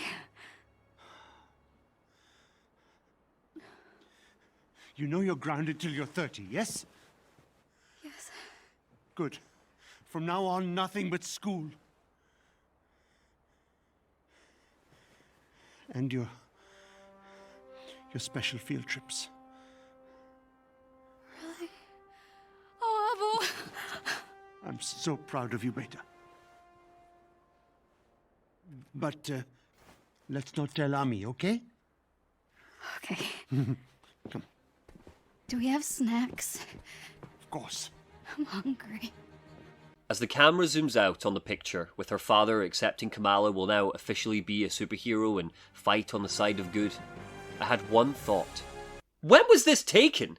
Seriously, when was this picture taken at A-Day? We follow Kamala's every step through the convention at the beginning of the game. We see her interact with Thor, Cap, and Black Widow. She never meets Bruce. Tony doesn't even know her name. So when was this picture taken? It physically can't have happened off screen because we see her arrive, meet some of the heroes, collect the comics, go into the VIP booth, and then boom, the Golden Gate Bridge happens. When was this picture taken? You know what would have been a lovely closing scene? Captain Marvel returning to Earth. Remember at the start when Steve mentioned that she was off-world? Having her arrive on the Chimera and meeting Kamala, shaking her hand and saying something as simple as, "Nice suit," would have been a great ending to Kamala's arc. Remember, as a character, her entire existence is built around wanting to be Captain Marvel, and then realizing that she is her own person who doesn't need to compare to others, even her idols. Captain Marvel is her greatest idol of all. A nice, short note of recognition of Carol Danvers telling Kamala, "I see you," and Kamala confidently accepting it rather than fangirling would have been a much more wholesome way to complete her story. Our post-credit scene shows that Monica was resurrected or whatever through the power of Steve's blood, or maybe cloning or something. Great. Maybe she'll get an interesting ability so we can have a half-decent boss fight now. Honestly, who cares? Was anybody champing at the bit to face off against Monica again? Please God, let somebody fucking die in this game. Well, I guess they can't, again because it's a live service. All tension is dead in the water when Cap dies at the start. The same goes for when the Kree sentry takes down Bruce, potentially sapping his powers. MODOK's in the water, but we all know he'll probably reappear in one of those stupid bloody villain strike missions. The very fact this game is a live service removes any ability for the writers to go anywhere and make any real changes to the world and characters. What a disgraceful way to end a quote-unquote unique Avengers story. Avengers assemble. Yeah, we don't really say that. Just be cool, kid. Just be cool, kid. Just be cool, kid. Hulk. Smash! There are kernels, tiny glimmers of a good game buried under the mountain of poop that is Marvel's Avengers.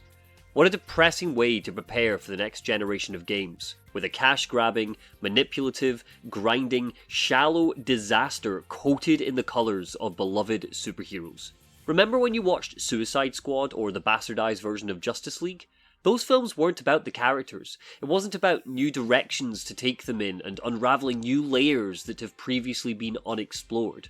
Remember how you felt? This weird, empty feeling where you thought, huh, did I like that? Or if you were like me, you thought, oh, it's so bad, I'm in a tapestry of pain! Avengers is just like that. There's an illusion of characterization here, but again, don't forget, in an Avengers story, we see Thor for about 10% of the screen time, hashtag justice for Thor, and just because this is a video game doesn't mean the story doesn't matter, because it does, and you know it does. You know you were disappointed when you didn't get to fight the Kree Sentry, or when you realised you had been ripped off and half of the game's bosses are mechs. This game feels like a sort of cynical, metallic monument to corporate greed. It's the sort of game that the Vought Corporation from The Boys would release. Remember? They're the bad guys in that show. We're supposed to be laughing and be appalled at the over-commercialization of superheroes, of what should be symbols of hope. But I'm not laughing. I'm tired and exhausted and most of all, still angry. And I don't know who's to blame here. I feel like Crystal Dynamics wanted to make a fun action game which tells an engaging story about a new hero meeting the Avengers and going on a journey with them. I feel like Square Enix's obsession with live services got in the way of that, and in the end, the developers were caught between a rock and a hard place. I have to believe that, because the alternative is just exhausting to even consider.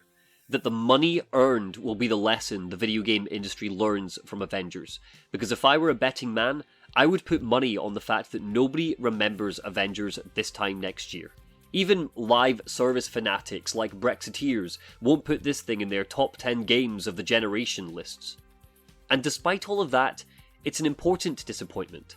Square Enix promised an intriguing spin on our favourite heroes, to feel like our love and adoration of these characters would fill us with hope and optimism in a year which needed it so desperately, and instead they came in, squatted over my PS4, squirted out a liquid turd, and demand I pay £10 more than an average AAA title for the privilege.